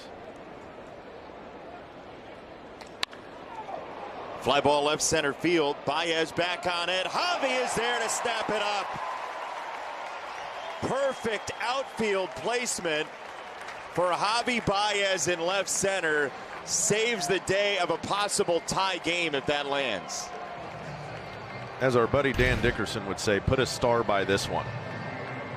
That ball was hit really well and the position was perfect, and Javi reaches up to make what could be a game-saving catch. Because if that ball gets by Javi, there are runners in Mets jerseys running all over those bags.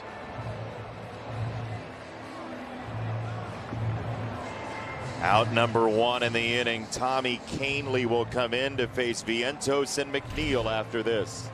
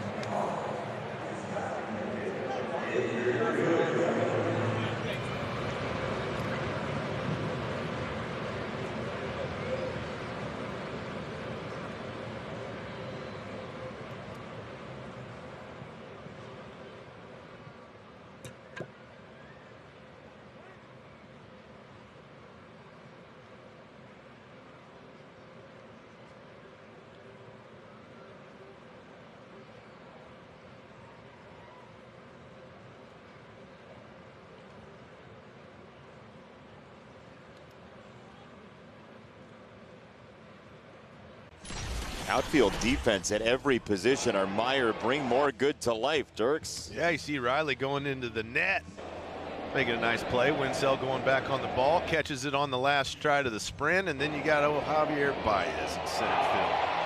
One of the best transitions I've ever seen in baseball, going from shortstop to Roman ground. They're all making an impact with the glove today. The 12 3/4 inch glove, that is, the outfield glove. Tigers have been exceptional at turning fly balls into outs this year. Our wall side windows pitching change is Tommy Kahnle, who has been very good at leaving runners on that have been donated to him by teammates this year. First pitch, ball 1 to Vientos, who has not seen very many pitches at all. First pitch, fly out in the second. Second pitch, ground out in the fourth. Will make you a lot of friends in the bullpen. That number you just saw. And it's a ball and a strike off the changeup.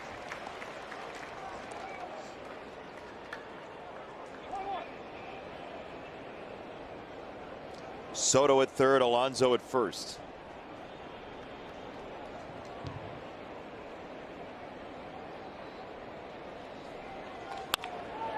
Line to left. The Mets have their second run of the ball game. Mark Vientos, an RBI single.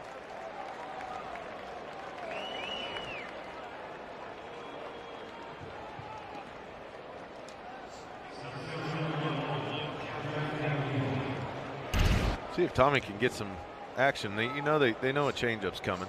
You see him go down in his legs. See how he stays down through it, Jason? Yep. That's when a guy's thinking off speed. He knows that he's got to keep the bat in the zone a long time, give himself a chance. That's what Vientos does right there. We saw McNeil hit a changeup that was down below the zone yesterday with a hand flick of the bat. So he can cover a lot of changeup. Yeah, that was about an ankle high pitch he hit yesterday. Which makes him dangerous in situations like this. Guys with good bat to ball skills, it doesn't even have to be a strike for him to get a knock. We'll see if Tommy wants to throw him a few heaters up or just stays with the changeup down. How about a ground ball at somebody? There's a fastball. 2-0. So the leadoff walk has scored here in the sixth.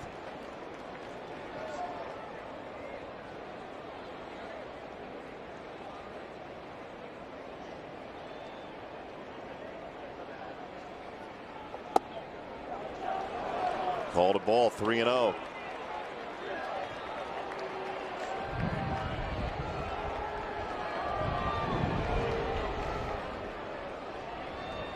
Starling Marte is scheduled next.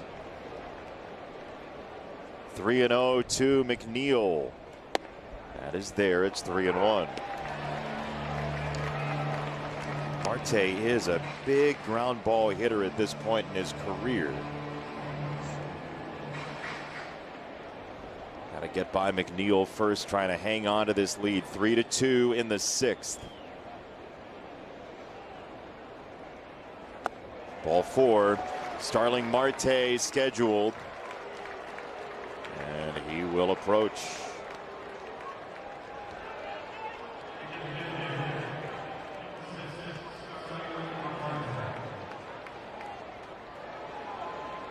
Really need some ground ball action for a double play, a pop-up, a strikeout. See if Tommy can get ahead of him here. He fell behind the last hitter. Infield corners in. Marte on the ground to third. Keith Torres, double play. Needed it.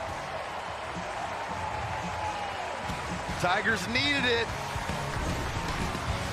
All is never lost. Throwing the changeup down, starting a double play action from Colby Keith across the diamond.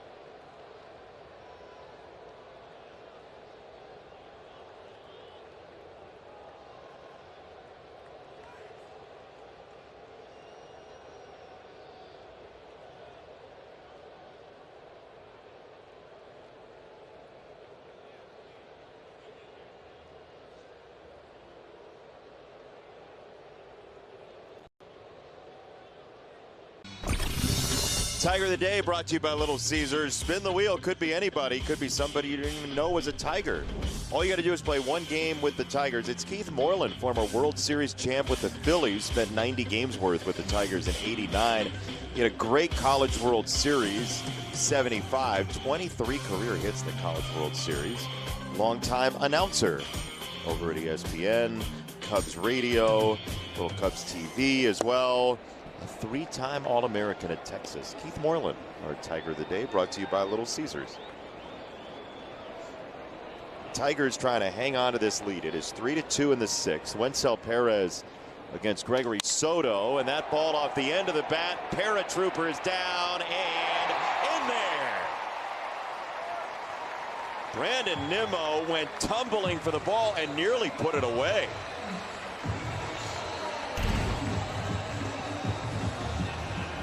Right off the tip of the glove, Perez put it in the perfect spot. It had a little bit of lift on it, which had me concerned for a moment as Nimmo was approaching in swift fashion. Not today, says Wencel.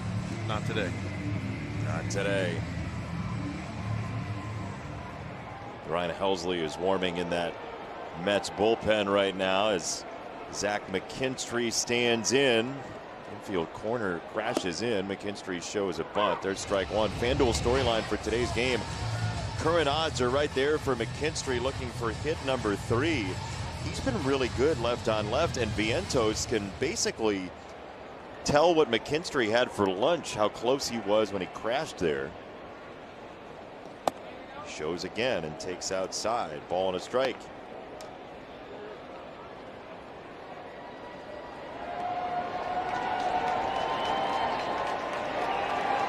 We haven't seen the Tigers bunt a lot of runners over. It's a ground ball to second base. Beatty feeds it to second to get one, and they're not going to get McKinstry. It's 4 and 6 on the fielder's choice. And here's a message from the Southeast Michigan Ford dealers.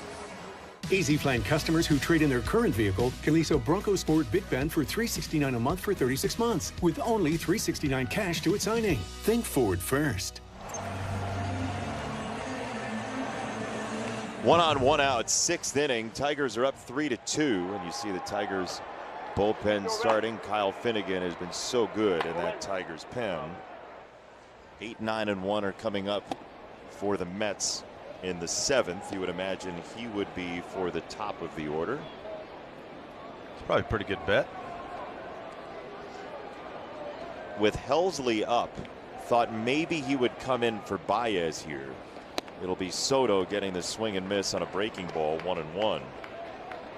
Just didn't know if Mendoza wanted breaking balls coming toward Javi. Definitely plays more in Javi's favor.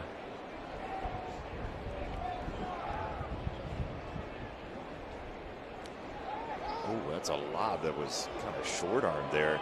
I do wonder, you know, Helsley has struggled some with his command. You do have a bunch of left-handers coming soon for the Tigers.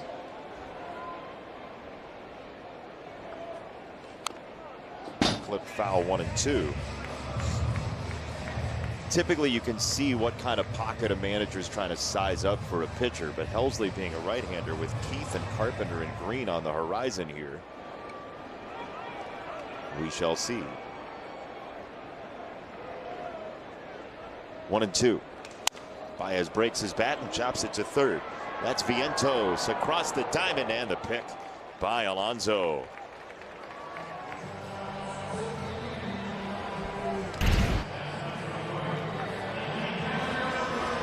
That ball hit foul before it hit fair. Did you see that? It did. Curled back into Yeah. fair territory. Yeah, Yep. had a lot of spin on it. Good Got in on pickup. the hands. I think that's why Javi's having a word. He's like, something didn't feel right there. So that ball was in on his hands underneath the barrel, and you see it breaks the bat. It hit off his leg. Oh yeah, that's a foul ball. That's 100% a foul ball. That is a foul ball. That's what Javi's issue was. I was going to say, I was like, there's no way that ball ended up fair. Wow. That is a big miss. There was no reaction, though. He just peeled away and ran. And as we saw that first one, good pickup by you, Andy. On that first replay, Rogers straight away center field, and that is it. We'll go to the 7th.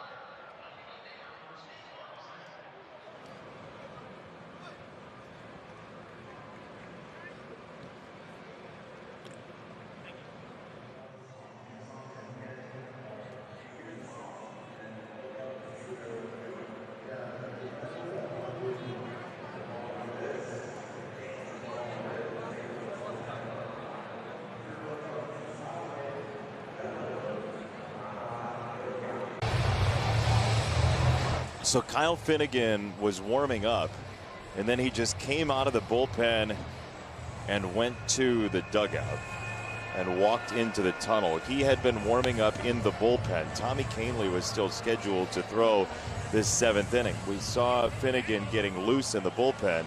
He left the bullpen, came into the dugout, went down the tunnel, and Will Vest is getting ready for the Tigers. Here is a warm-up pitch that Finnegan threw. Yeah, something didn't quite feel right there. Didn't look like.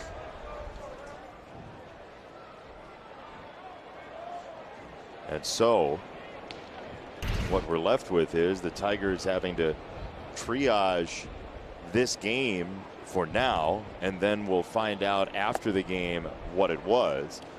For now, it's a 3-2 game in the 7th, and by all accounts, you're down one bullpen arm. Will Vest is getting loose with that top of the order looming for New York. Beatty takes a strike.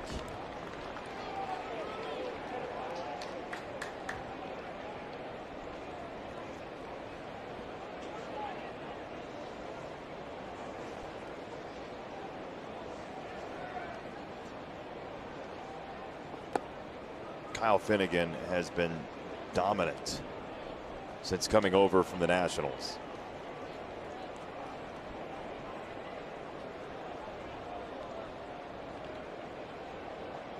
Two and one to Beatty. He went 2-2. Beatty, who had 8 multi-hit games in his last 20, coming in, is 0 for 2 this afternoon.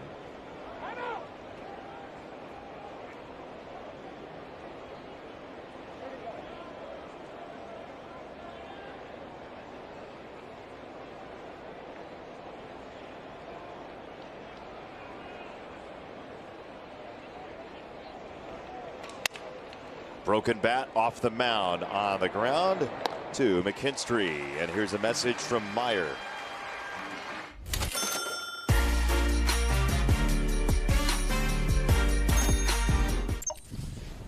It's interesting now, Jason, because Finnegan would have been hot right now.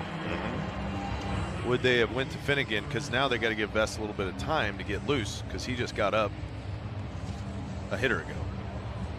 Right. Now they're going to roll Kahnle. And how long before Vest might be available to come into the ballgame? I would have bet it was going to be Finnegan for Lindor. You would imagine. Probably right there.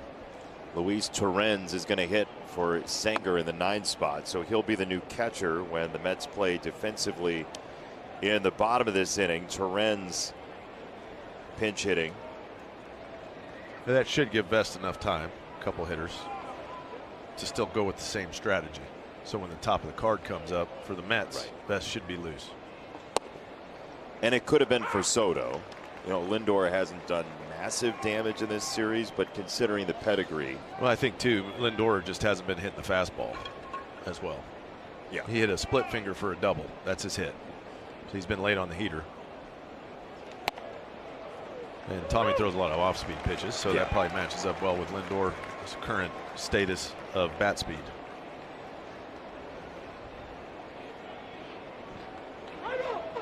Time called. That doesn't hurt, actually.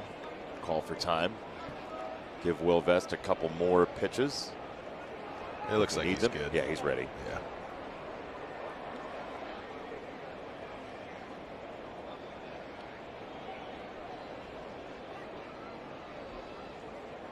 One, two.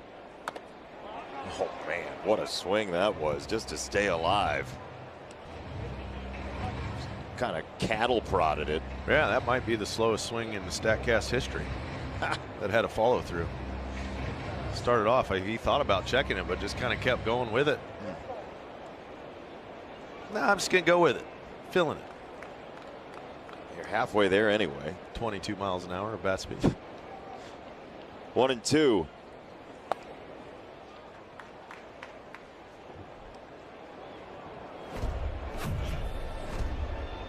This is a big out.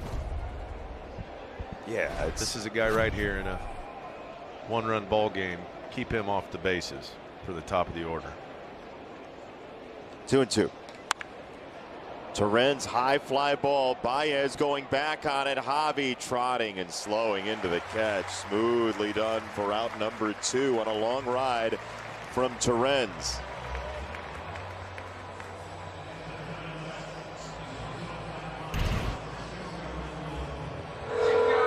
Smooth he goes.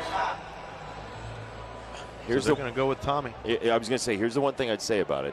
If there's runners on. Well, if there's runners on, for sure. And also, if you were going to go ahead and tag team Finnegan and Vest to end the game, and you don't have Finnegan, and you might need Will now for more outs, maybe the calculus changes here. Yeah. But I would bet it's Vest for Soto. Top of the card. No matter what, that would mean Lindor was on. 1-0. Strike called just by a whisker. What kind of whisker? One of the longer ones. Like a walrus whisker? A house cat. It's outside by a walrus whisker.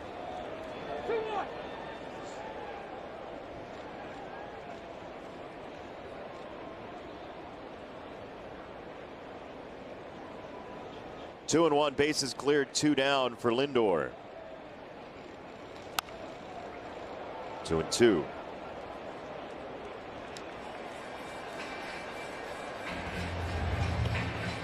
See if they decide to stay changeup. Wouldn't be a terrible time for a fastball. IMO, as the kids like to type in the text messaging. You think? It's just my IMO. Just your O. 2-2. Check swing. He did not go. 3-2 on Lindor. A little bit more in the strike zone, and he had him. He was late for the date. Now you got to go with what you feel confident with. Throwing a strike. Tommy, that's usually the combo. It's popped up off that changeup and foul left side. But you see how he's got little spots in there. He can sneak those heaters in a little more often, probably, in the right spots, and be very effective with it.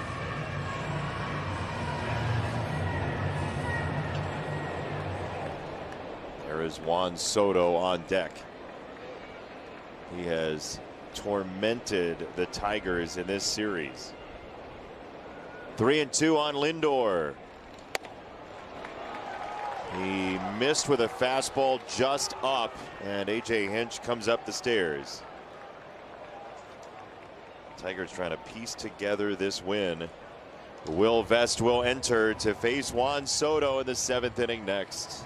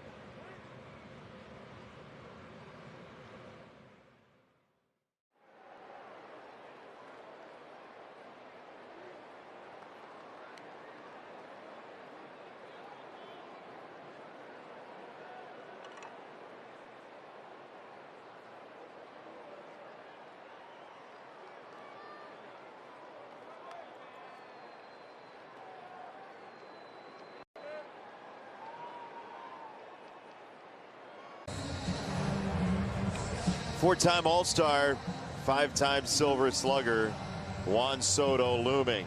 Will Vest enters the game that distance away with a 1-run lead. Our Wallside Windows pitching change is to Vest, who was not supposed to be pitching in this 7th inning. It was going to be Kyle Finnegan.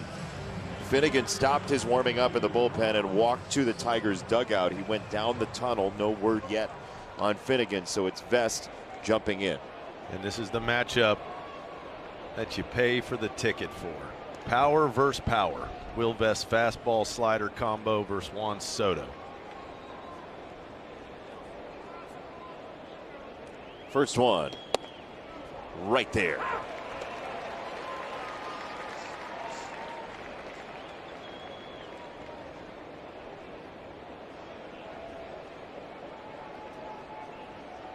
Oh, 1. Soto chops it right at the plate. Nothing in 2 very quickly from Vest to Soto.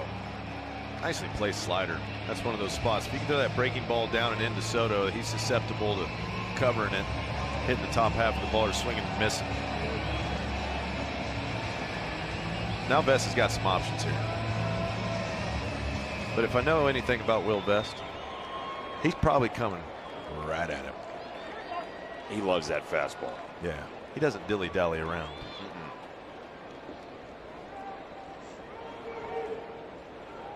Soto in the box. Vest is ready on 0-2. Lindor runs and no throw.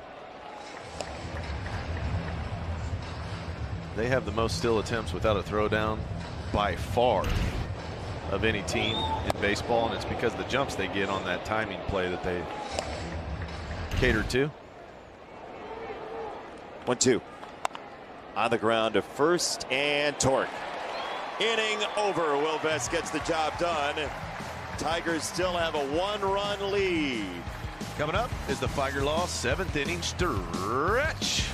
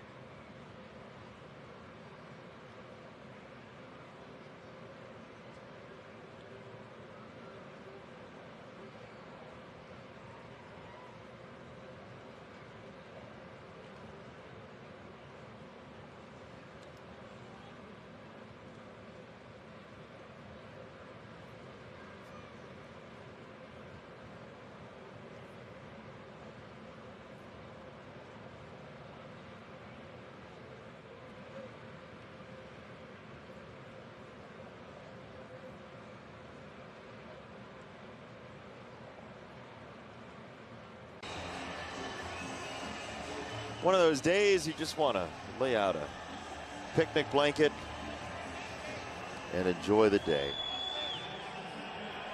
Yeah, or you could just sit in the ballpark and watch the Tigers win a ball game. Can you bring blankets in?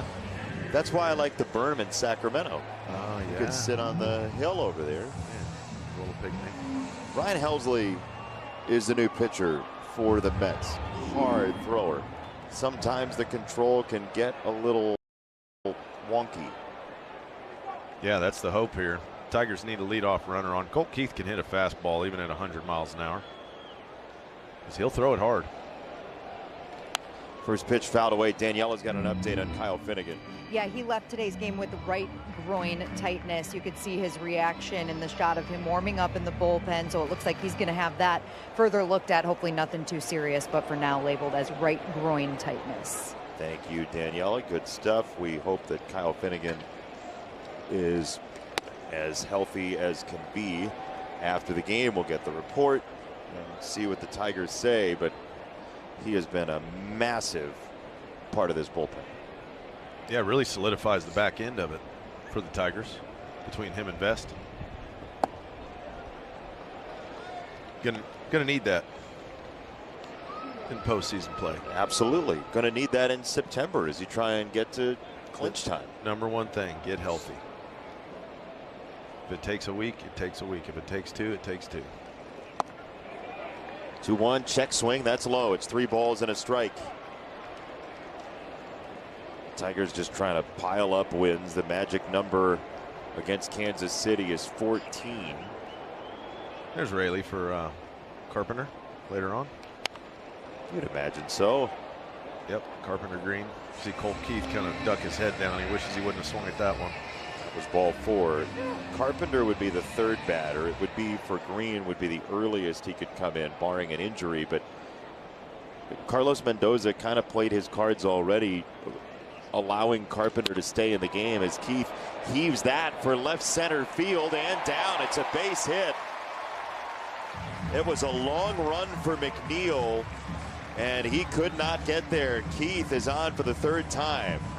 This is played very nicely by Colt Keith. It's a fastball up, and he plays the buttercut fade to the left side of the green.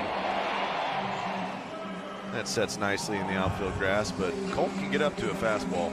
Yeah.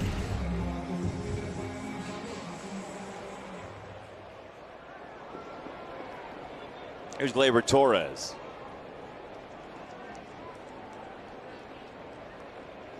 First pitch inside. He'll make you throw him a strike. That's what 100% right now. If Helsley gets wild, he will walk Gleyber Torres. Then you end up with Carpenter after a walk when he knows he's got to throw a strike. We'll see how it plays out, but we're halfway there, 2-0. Yeah. You nailed it. When Mendoza decided not to bring the lefty in for Carpenter earlier, it puts him in a spot where now he's going to have a matchup right on left with Carpenter. Torres swings through a slider, 2-1. And that's not to say, like, had Andy Ibanez or Jahmai Jones hit in that spot, they might have driven in that run. That's what he was thinking. They were going for the strikeout. He'd struck out twice already in the ball game against Holmes. Carpenter had. That's a strike. Tip top of the zone, 2-2 on Torres. Helsley's fought back to 2 balls, 2 strikes.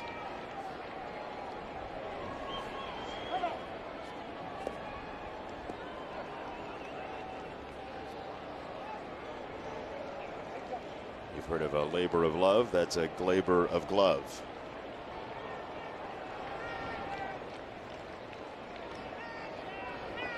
Three balls, 2 strikes. How do you take that pitch? What an eye from Gleyber Torres. He's throwing 102. That's a perfect slider to swing and miss at, but Gleyber says not today. 3-2. Keith at first. And Torres scorches it foul. Oh yeah, he's going to make him work here. Gleyber's going to put it on him here. Make him work. Can you throw me 3 consecutive strikes? We'll find out. And if you do, congrats. 3-2. Once again. Way upstairs, ball 4, and here comes Carpenter with 2 on and nobody out. Now they're rolling. Back-to-back at bats. Produce. Now you got Kerry Carpenter coming up. You know he's going to be hunting for that heater at 102 miles an hour. Wants to get the head out, do some damage on it early in the count. If he can square something up over the middle of the plate, he can do it. Just got to lay off those ones that go high. Helsley is 61% fastball against lefties. 3 out of 5 pitches are fastballs. First one is downstairs, which means that later in the count he's even more likely to get a fastball. Especially if he's starting to walk guys. He's going to have to throw something for a strike if he wants to stay in this ball game, because if he keeps walking the house here, it's real trouble. It might be Raley for Riley Green anyway. Yeah, I think you're right. But now he's about got to throw a heater.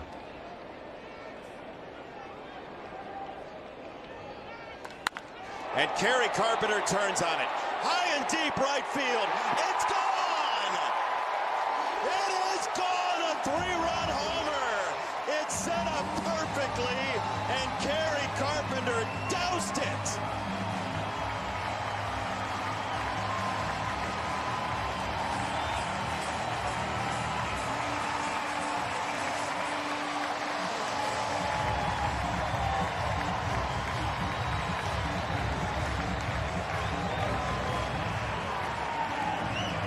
The Tigers' approach and patience against Helsley pays huge dividends with the 3-run bomb.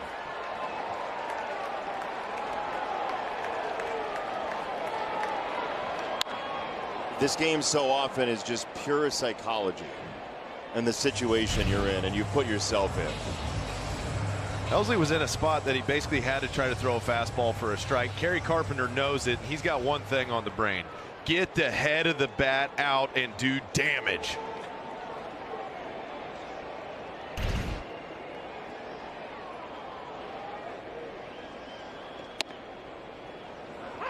Called a strike. It was a little bit too tight for Green, 0-2, but Kerry Carpenter all year has just absolutely murdered baseballs in advantage counts.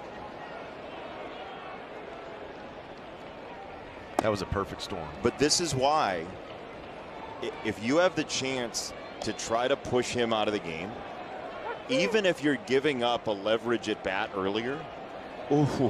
Yeah. I mean, hindsight, that 2020, you do not want that at bat in Kerry Carpenter's hands in that situation. For sure. There is strike 3 and there's one away. See Kerry get ready super early. Foot gets down. That's how you hit 102 on the pull side. Short swing. You could tell he wasn't taking a big swing trying to do too much, just trying to get barrel to it out in front of his body.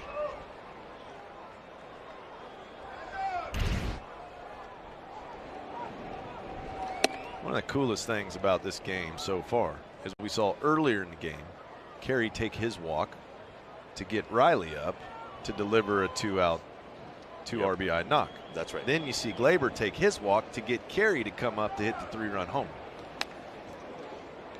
It's all about creating situations, and this is why when A.J. Hinch has Kerry Carpenter bat left on left when there's the bases empty, it's because he wants to use his guys in the moment when they can change the scoreboard in the biggest way. And so what you're left with if you're the opposing manager, and this is not just Mendoza, it's anybody that we've seen, in that spot in the 5th inning, he didn't want to go ahead and give one of the Tigers' really good righties against lefties a chance to change the scoreboard. So he decides to leave Carpenter in, but then down the road the receipts show up. That ball is clocked to left field, and Torque has himself his 3rd trip to first base today. So you pick your poison, essentially. You're giving up a leverage at bat somewhere because of how the Tigers use this roster. Yeah, and it just happened to be the leverage at bat for the big lefty against the righty in a very crucial moment that hit the 3-run homer.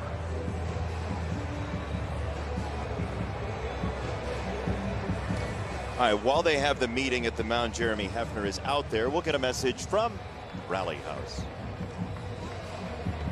Play ball, Michigan. Shop the latest in Tigers style with your favorite brands and throwback designs. Rally House has gear for every fan.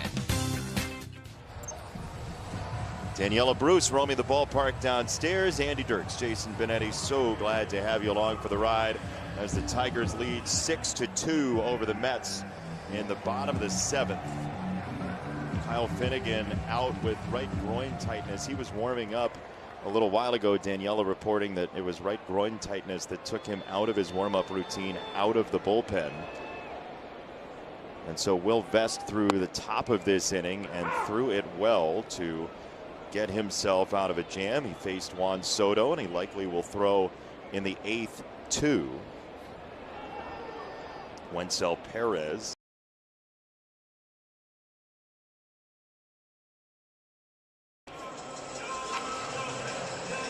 That homer got Brooks Raley to set down out of the bullpen. Now they got a righty.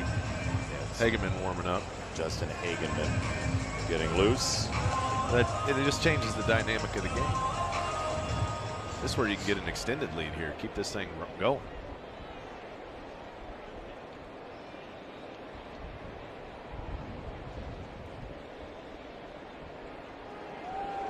Oh, 2.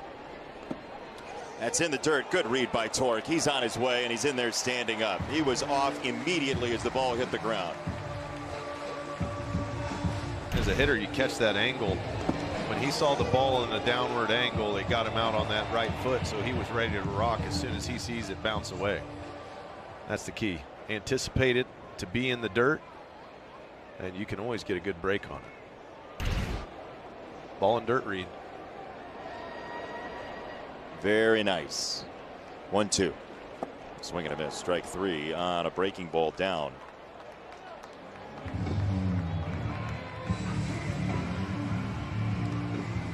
All right. So this will be a pitching change coming up. Sure will. Go grab yourself a drink. The Tigers have the lead 6-2 here at Comerica Park.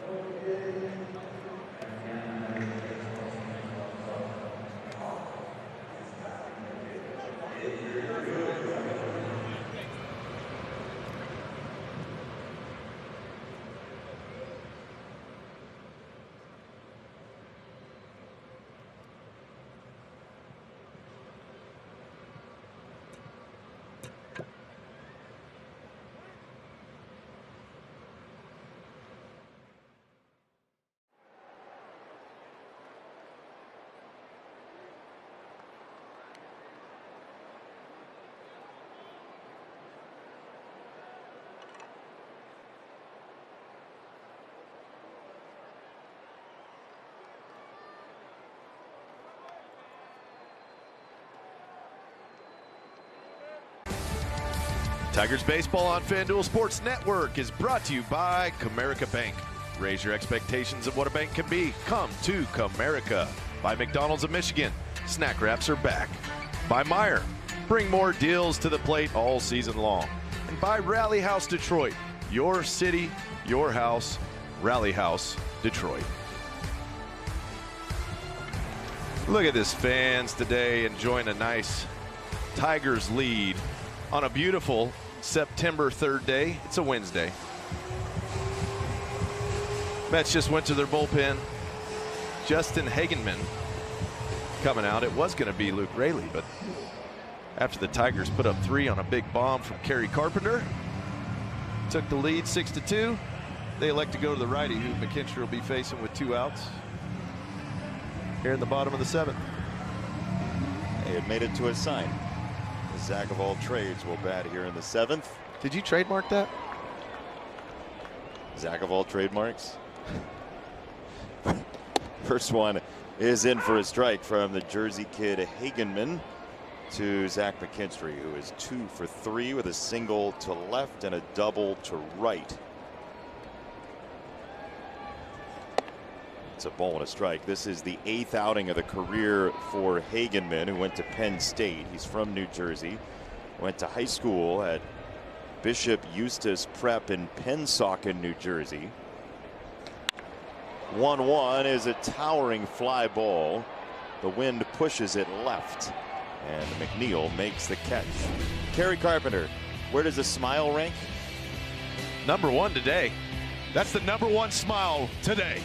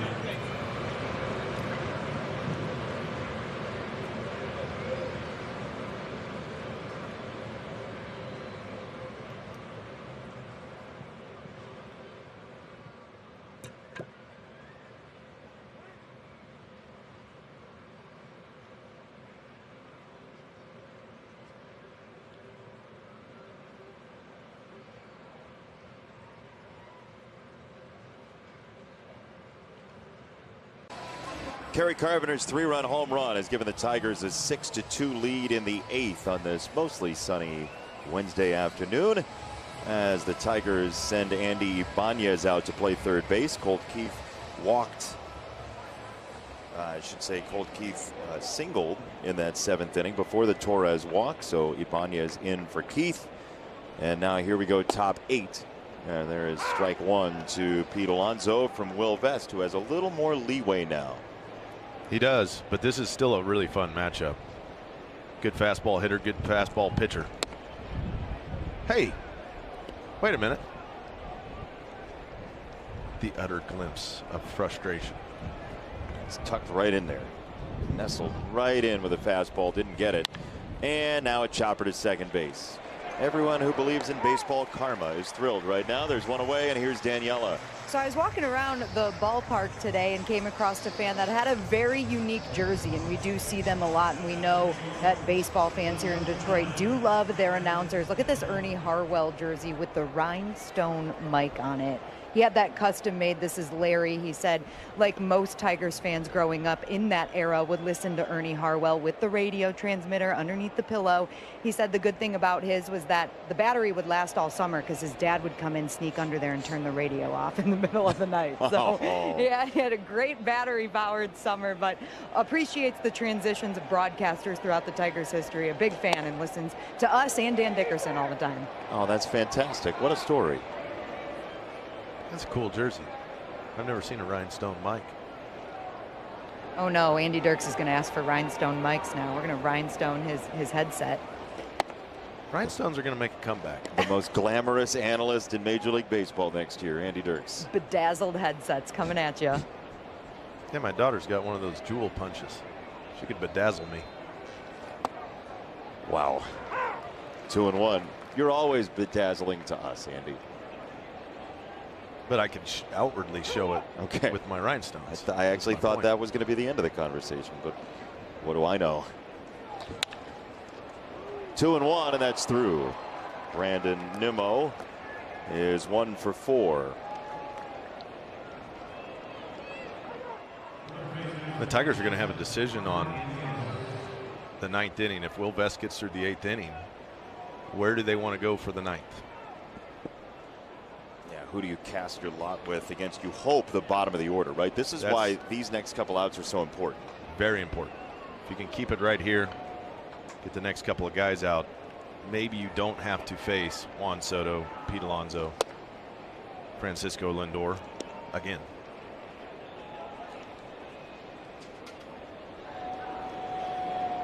So a ground ball would be really great right here. 6-4-3. 2-0.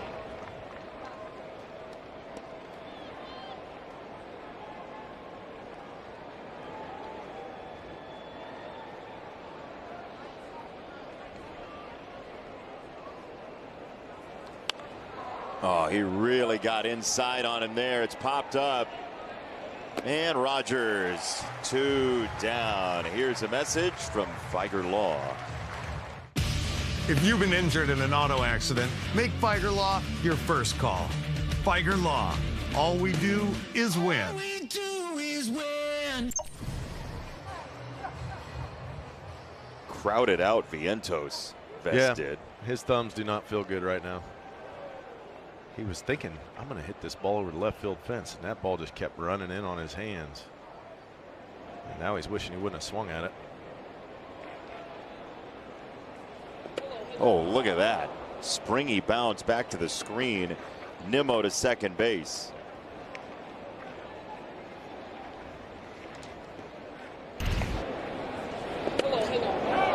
Ricochet. Not much Jake Rogers could do there. Tried to bat the ball down. It looks like he got a shin guard or something. Two hard objects collide. You get the ricochet effect.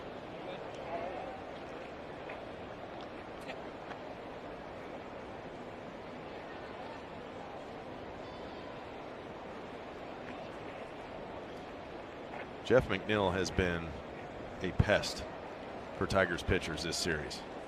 He has hit the ball hard in a lot of at bats, lots of line drives. He's 6 for 11. Yeah. He's added a lot of length to this pretty top-heavy lineup.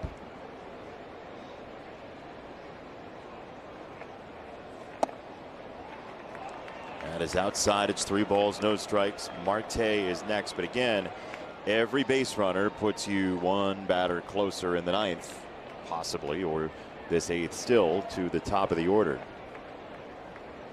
McNeil knows that. He takes one, 3-1. Yeah, the way it stands now, if Vest can get out of it, you'd have 7, 8, 9 coming up in the 9th.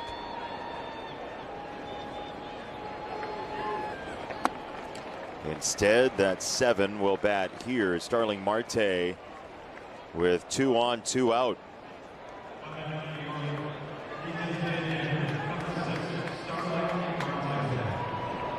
See if Will Vest can get ahead in the count. He's kind of had been working his way from behind so far this inning. Yeah, 3 out of 4 first pitch balls so far. And now 4 out of 5. All 4 walks for the Mets in this game have come since the 6th inning. 13 Tiger pitcher walks in the series so far, but that jam job gets Vest out of the inning. We will play the bottom of the 8th. The Tigers trying to salvage one up 4.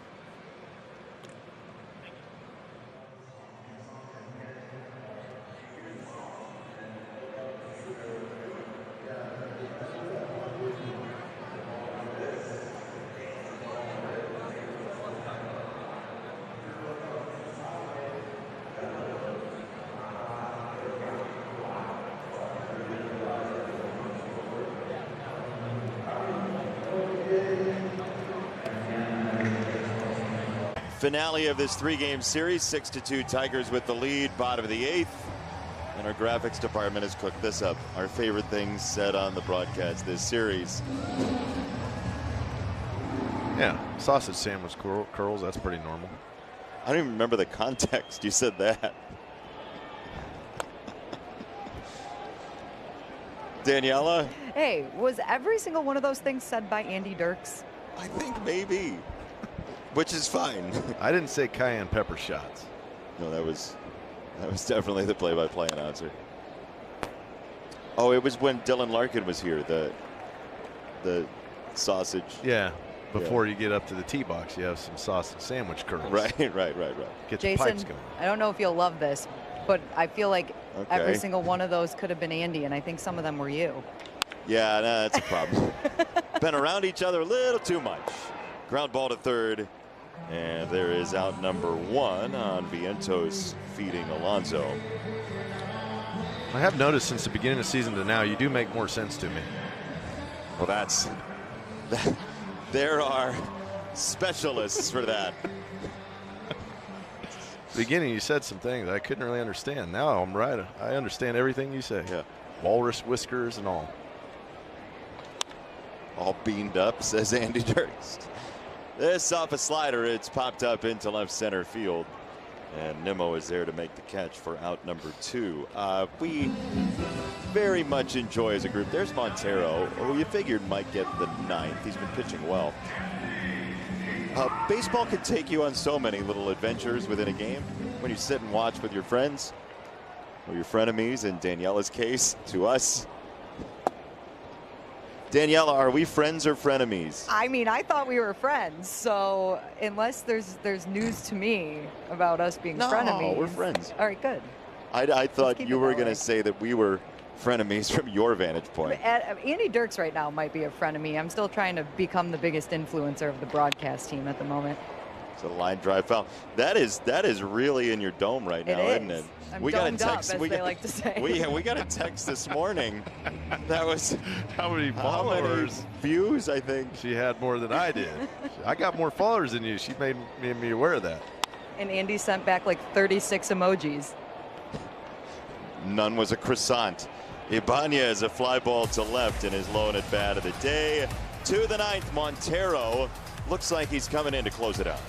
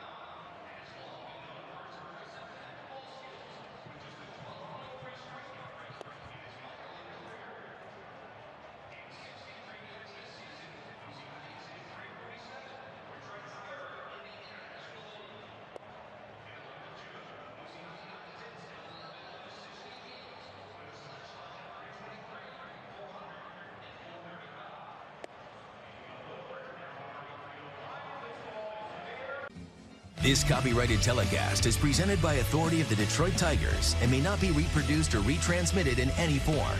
And the accounts and descriptions of this game may not be disseminated without the express written consent of the Detroit Tigers. Johnny and Bobby here at the Figer Law Desk. Just a couple of friends right here. This is what it's all about, man. This feels a lot better. Yeah. A great way to take in a Wednesday afternoon. Absolutely right, Johnny. We talked about culture in the pregame show and how important that is. Casey Mize exhibited that. He needed to change his process a little bit, do an extended bullpen between his last start and this one. Much better first pitch strike, much better fastball command. The Tigers needed it. He needed it. It's a good day today. It's a great day today, and obviously the big insurance swing from Kerry Carpenter. We'll be hearing from him momentarily. 3 outs to go. Rafael Montero, take it away. You too, Benetti. Johnny, Bobby, thank you very much. We look forward to your partnership coming up very shortly as Montero throws a first pitch in for a strike. He, in his major league career in the regular season, has finished 117 games. He's our Wallside Windows pitching change. Montero's also finished 3 postseason games as well, so 120 combined. As this is lobbed down the left field side, Riley Green runs out of room and a foul ball, strike 2. When he's in the zone, he's been very effective for the Tigers. That split finger 4-seam combo is good. He's got a lively arm. He knows how to pitch. They made a little adjustment with the way he grips his fastball to try to get him a little more command with it, keeping those fingers a little bit closer together, and then throwing the split a little more often, because now he throws more splits than he does fastballs. We were talking to Scott Harris on a podcast that'll get released at some point soon. Just yesterday, Dan Dickerson and I, and Scott was talking about how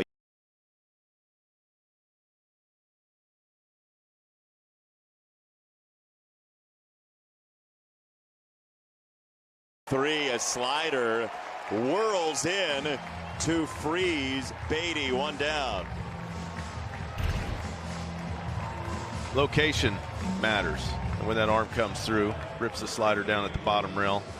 It looked like Beatty thought that ball might have a little more downward movement, and it just kind of stayed on him. So 1 down for Torrens. Anyway, Scott was saying, like, you don't just take the player as he is when you get him. You take the player as he is when you get him, and what you think you might be able to do with him if he's open to doing that sort of thing, if there's a match between team and player. And so that's where the person really comes in, as that ball is looped towards short. And a diving effort by McKinstry. Z-back rips away a possible hit, and there are 2 gone. The outfield's made some spectacular plays today. Now the infield getting in on the defensive action. Leaving the feet, full extension. McKinstry getting that jersey dirty as we're used to seeing it be. Nice play, Z-Mac. Defense has saved some situations that the pitchers would rather not be in, saved some runs today. And you play good baseball. That's when the Tigers play their best. All around good baseball. 2 down, bases clear. Lindor. And time called by Rogers to save the automatic ball. Montero, with nobody on, can't step off and restart the pitch timer. So Rogers will take the moment to speak with him. But you're right, Andy. We talked about strength of schedule early on in the telecast, and that matters. Really does. The type of baseball you play matters most. When the Tigers are throwing strikes and they're playing good defense, that pretty much handles that side of the ball. Then when the offense is having good at-bats, taking their walks like we saw today, they can score plenty of runs. Those 2 things combined.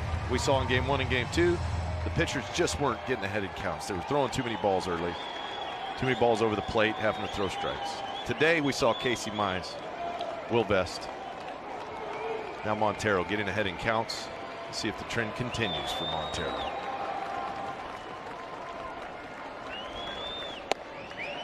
Tigers are on the hunt for win number 81 here as Montero pipes a first pitch strike.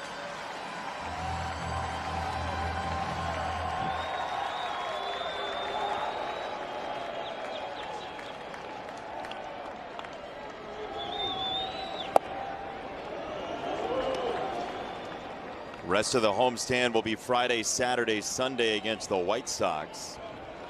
640, 610, 140 those game times.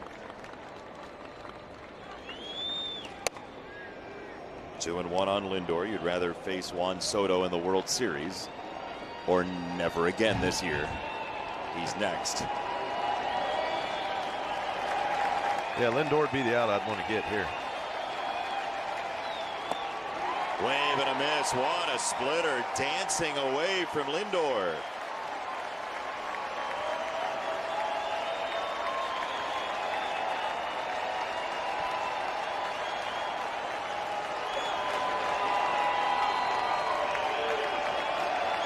Here comes this afternoon crowd.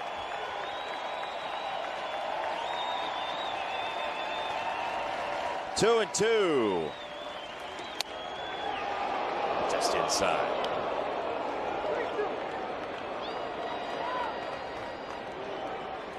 Lindor has run the count to at least 2-2 every time at the plate today. His 3rd full count is here, 3-2. Off the plate away. It's about the same one he swung at earlier in the at-bat. Montero didn't get away with that one. Good patience by Lindor is going to make the Tigers have to face Juan Soto again. The good news is he's not the tying run, he's not the go-ahead run. No, and neither is Pete Alonso. Who's next? It's other good news. You do not want to keep continuing us having to say, well, the good news is. Well, there goes Lindor. He's going to take second on defensive indifference. It's strike 1 to Soto. And credit to Montero here. He bounces right back and has a 4th straight first pitch strike. In the zone, get ahead.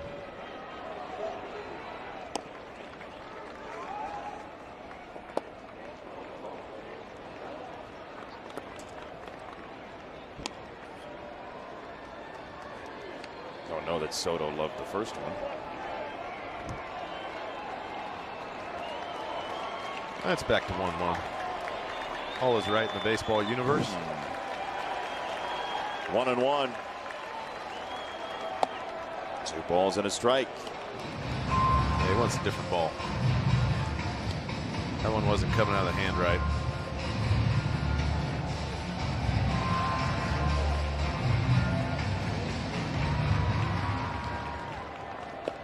All right, here we go. In the zone.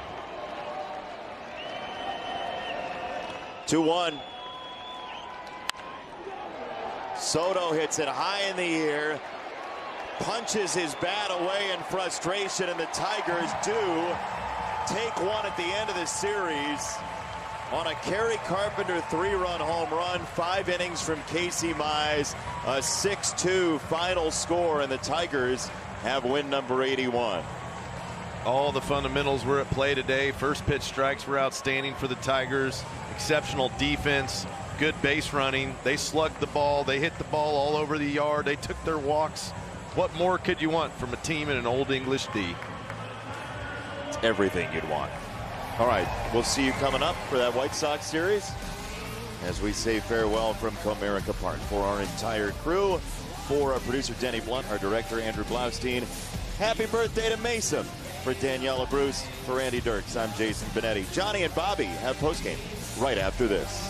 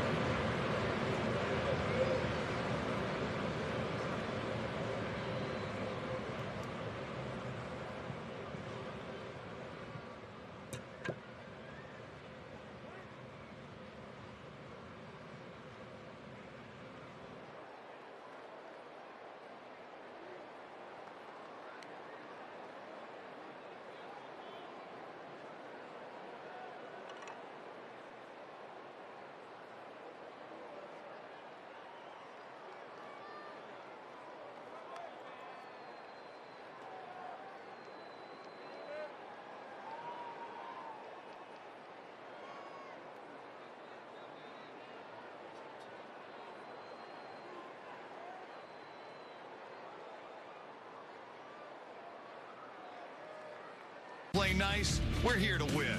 Figer Law, all we do is win. Well, one mighty swing from Kerry Carpenter in the late innings broke this game open as the Tigers salvaged the final game of the series against the Mets. Carried a big stick today. We'll hear from Mr. Bonds when Tigers Live begins after a short break. I told myself I was okay with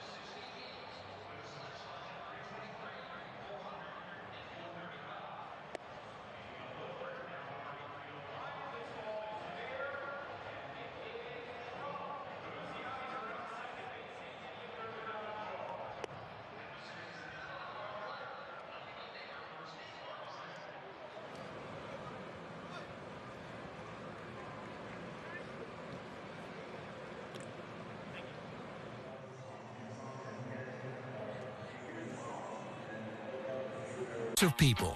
The smart ones who call Wallside before cold weather hits, and the wish I had-ems who don't. Be one of the smart ones and call Wallside today. Wallside is the smart choice for quality.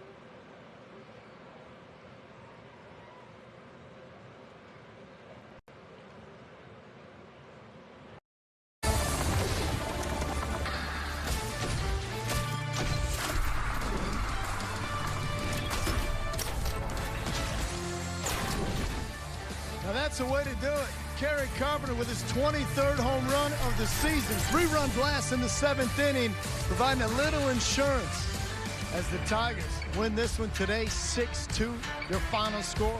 Tigers Live presented by Cure Auto Insurance. Let's hear from the man of the hour, Kerry Carpenter, standing by with our Daniela Bruce. Carp, you come up in the bottom of the 7th. Andy Dirks was in the booth, and he was thinking fastball against Helsley. What were you thinking? Same thing. I mean, he's one of the best relievers in the league for a reason. He throws 103, and yeah, I was just trying to be on time, and yeah, he made a good pitch, and it was fun. That was the big swing that separated you guys in this game, but back in the 5th inning, both you and Colt Keith draw walks to set up Riley Green. I know this team loves passing the baton, but how much fun is it to pass that baton to Riley Green? Yeah, we have all the confidence in the world when it doesn't matter who he faces. He gets all the toughest matchups, and they did it again today, and he comes through so many times, and so it's a blessing to have him on the team, and we love him.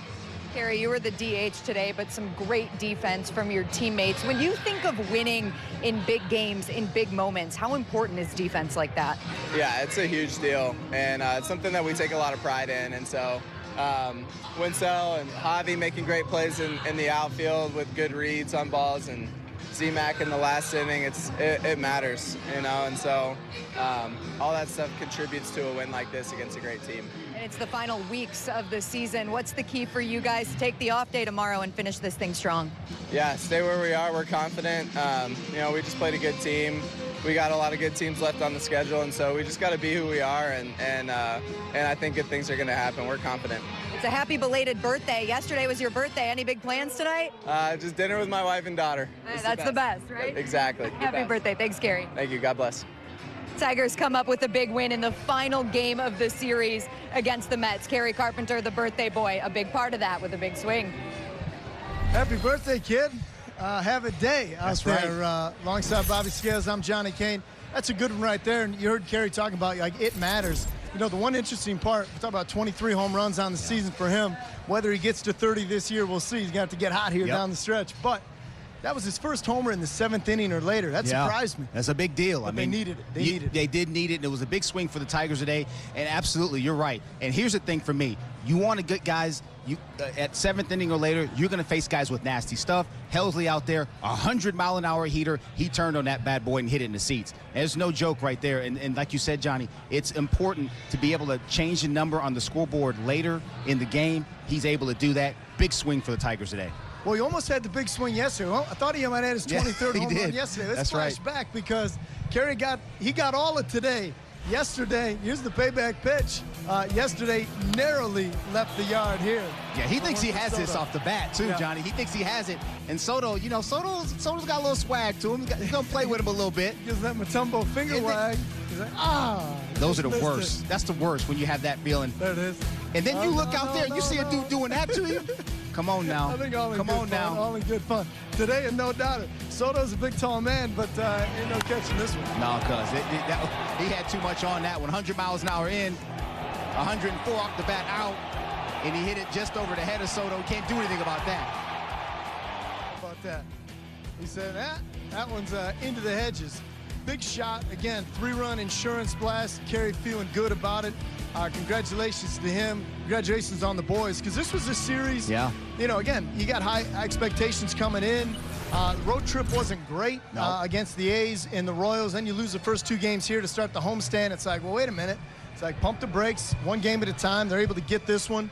And then you got the Sox coming in this weekend. But this was, you had to set a tone early, and that comes with starting pitching. We're going to make Casey Mize Family Heating, Cooling, and Electrical Player of the Game because he gave you 5 innings, allowed 1 measly earned run, kept this team in it to get the big swings late. You want to talk about pillars of Tiger pitching. What do the Tigers do? What do they do well?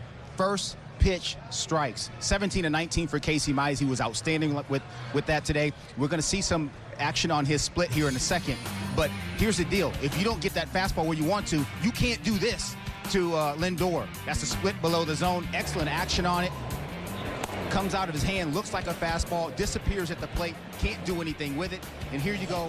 You got Pete Alonso. Now, you know he can hit a heater. That's a challenge fastball, 4-seam 96. Throws one right by him right there, but it's down. You get it up, you might need another one.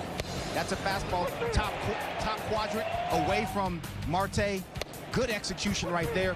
His fastball location was on point. That's what he worked on in his bullpen. Down and in to Beatty. Can't do anything with that one either. He was looking away for that changeup or for that splitter. You see it right there, looking out, down right there, and then you want to go above the zone, higher than high.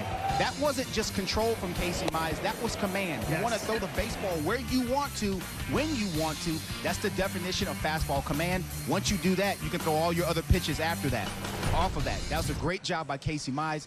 Figuring out a way, okay, I've got to do this better so I can get to my split. The split was better today than it had been. He had been relying on that slide, that slurve, and that bullet slider he throws. But today, he had good fastball command, and because of that, he had command of his split. And it was a great day for Casey Mize. He needed it, and the Tigers needed it as well. No, you're all over it, man. And again, everything predicated off the fastball. And talking with A.J. Hinch this week, what did he say? Casey's frustrated, right? Yeah. Hadn't won a start going back to, August the 16th. You say, okay, well, what did he do during the last bullpen session? It was all about execution. Wanted to be able to execute, and when his misses needed to be closer to where he was throwing. Exactly. Again, when you want to get up, make sure you're going top rail, and if you miss a little bit, miss barrels. That's what he was able to do today. Great start for Casey Mize. We'll hear from him momentarily.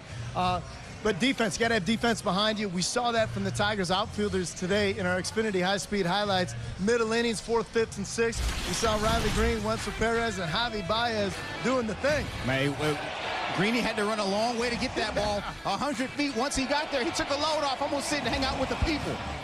And they threw him back in, thank goodness. But Greeny had to go a long way to catch this ball 99 feet. You have to negotiate that short wall over there in Comerica Park. A very difficult place to navigate. Another good play right here. Wenzel Perez doesn't get the best jump on it, has a little bit of a wonky route, but he's a good athlete. He's able to recover and catch that ball over his right shoulder there going towards the gap. A good big play. And then the last one we're going to get here is Javi Baez. He's been unbelievable in center field all year long for a guy who has not played center field since he was a kid. Looks very natural out there. He doesn't look like an infielder playing outfield. He looks like an outfielder that knows what he's doing. Great job going back over his right shoulder. That's a tough play, especially in center field as hard as that ball was hit. Yeah, fun to watch. The outfielders did their thing. Then we saw late Zach McKinstry making a tough play there at shortstop. So sterling defense behind solid starting pitching, and then the offense went to work, and that was the recipe for a win here today. Let's talk about our FanDuel game summary because, really the 5th inning, kind of a turning point in this game maybe, but really set up by Clay Holmes. Really good, really good, really good. And his matchups early on against Kerry Carpenter before he got his big swing in the later innings. But, you kind of see the game within the game. You see both managers, both dugouts trying to, you're always trying to find spots. Mendoza knows what he's doing there on the other side. And obviously, A.J. knows what he's doing over here. Yeah, he absolutely does. And you look at this matchup we have coming up here, you got to make a decision if you're Carlos Mendoza in that dugout. He got to the point where he had Clay Holmes, the starter. We talked about the kick change in the open, and that kick change was on fire today. He did a nice job with it, was getting some swing and miss with all of his pitches, was really good. And if you give you when we get to the video right here, we'll see he had an opportunity to get Kerry Carpenter out the 3rd time. First time, strike 3 on that changeup away. It's a very difficult pitch to square up. You see all the movement on it. Good pitch right there from Clay Holmes. Carp goes fishing again. So Mendoza says he's got Gregory Soto ready in the bullpen with Riley Green behind him. Do I bring Soto in to face Carp? I don't. Fouls him off right there. If he brings Soto in right there, AJ's going to either one of Jahmai Jones or Andy Ibanez, and he likes that matchup. He decided, I want this matchup with Carpenter. Then he walks him. That was the guy he needed, and then Riley comes in. Soto uncorks the wild pitch. And it's second and third here. And Riley Green does what he does. He handles lefties and hit this scorching ball over the hand of Lindor at shortstop, plating 2 runs. That was a huge play in this ball game. Which way do you want to go? Where do you want your matchups to come? He wanted the matchup with Carp and his starter, Clay Holmes. It didn't work out for him, and Riley Green pays it off. That's a great job by those guys. It's a great call, and obviously a nice piece of hitting right there from Riley Green. And what that did was allowed Kerry Carpenter to stay in the game to get that 4th AB. That's exactly right. Walks in that plate appearance, and then in the 7th inning, able to come up with the big 3-run blast. So again, you're kind of watching as this game unfolds a little bit. And again, it might not have seemed like much in real time. It's like, okay, Kerry gets the walk. Well, Riley Green had the big hit, but then next time up, here comes Kerry. Boom, bombs away. Absolutely. All good things. A.J. Hinch standing by. Got to be wearing a smile today, I would think. Manager's post-game remarks brought to you by Blue Moon. Get any information on Kyle? No, just that he wasn't available. The bullpen did come up big. Can you just talk about how you had to kind of maybe together at the end there? Yeah, I mean, obviously, we needed a lot of guys to get some outs, and Casey, I thought, did a good job of emptying his tank as much as he could. He felt really good today, which was great. That was the best velo we've seen, the best execution we've seen. You know, and he getting back through, Soto's always dangerous, and Alonso had hit him hard, which is why I took him out, and I could be aggressive because of the off day. And then the way we mapped it out, the only hiccup was Finnegan warming up and then just having that tightness. And so we quickly had to audible, get Tommy back out there and get Will in. And I mean, we had all hands on deck today because we're going into the off day. We want to salvage this game in the series, and we'd played a really good game. So it was nice to see us break out and give us a little bit of a cushion. But Will coming in and get Soto out, Holton gave us, some outs. Tommy was huge, especially after, getting shut down prior to going out for his second up, and then Montero at the end. So fun team win with some good baseball. How much Tommy Kahnle-wise impressed with you? Have you been with him? I think that's 6 in a row with not giving up a run. Is he so-called back, do you think? Yeah, I think I mentioned this the other day where he is a real key part of this so where we can spread this out a little bit and be aggressive if our rotation needs it, or have multiple guys with different strengths in any part of the order. And so, him being able to pitch under pressure, especially when the bases got loaded, he got the ground ball. And then he goes back out after being done and has to restart himself again and gets us 2 outs. He is a key part of this because you're going to need them all, whether it's to win a series or put together this sprint that we want to do for the last 3 to 4 weeks and go where we want to go. It's got to be more than a 2-man show in the pen, and Tommy can be a big part of that, and we're reminded of it by how good he has been for those 6 outings you mentioned.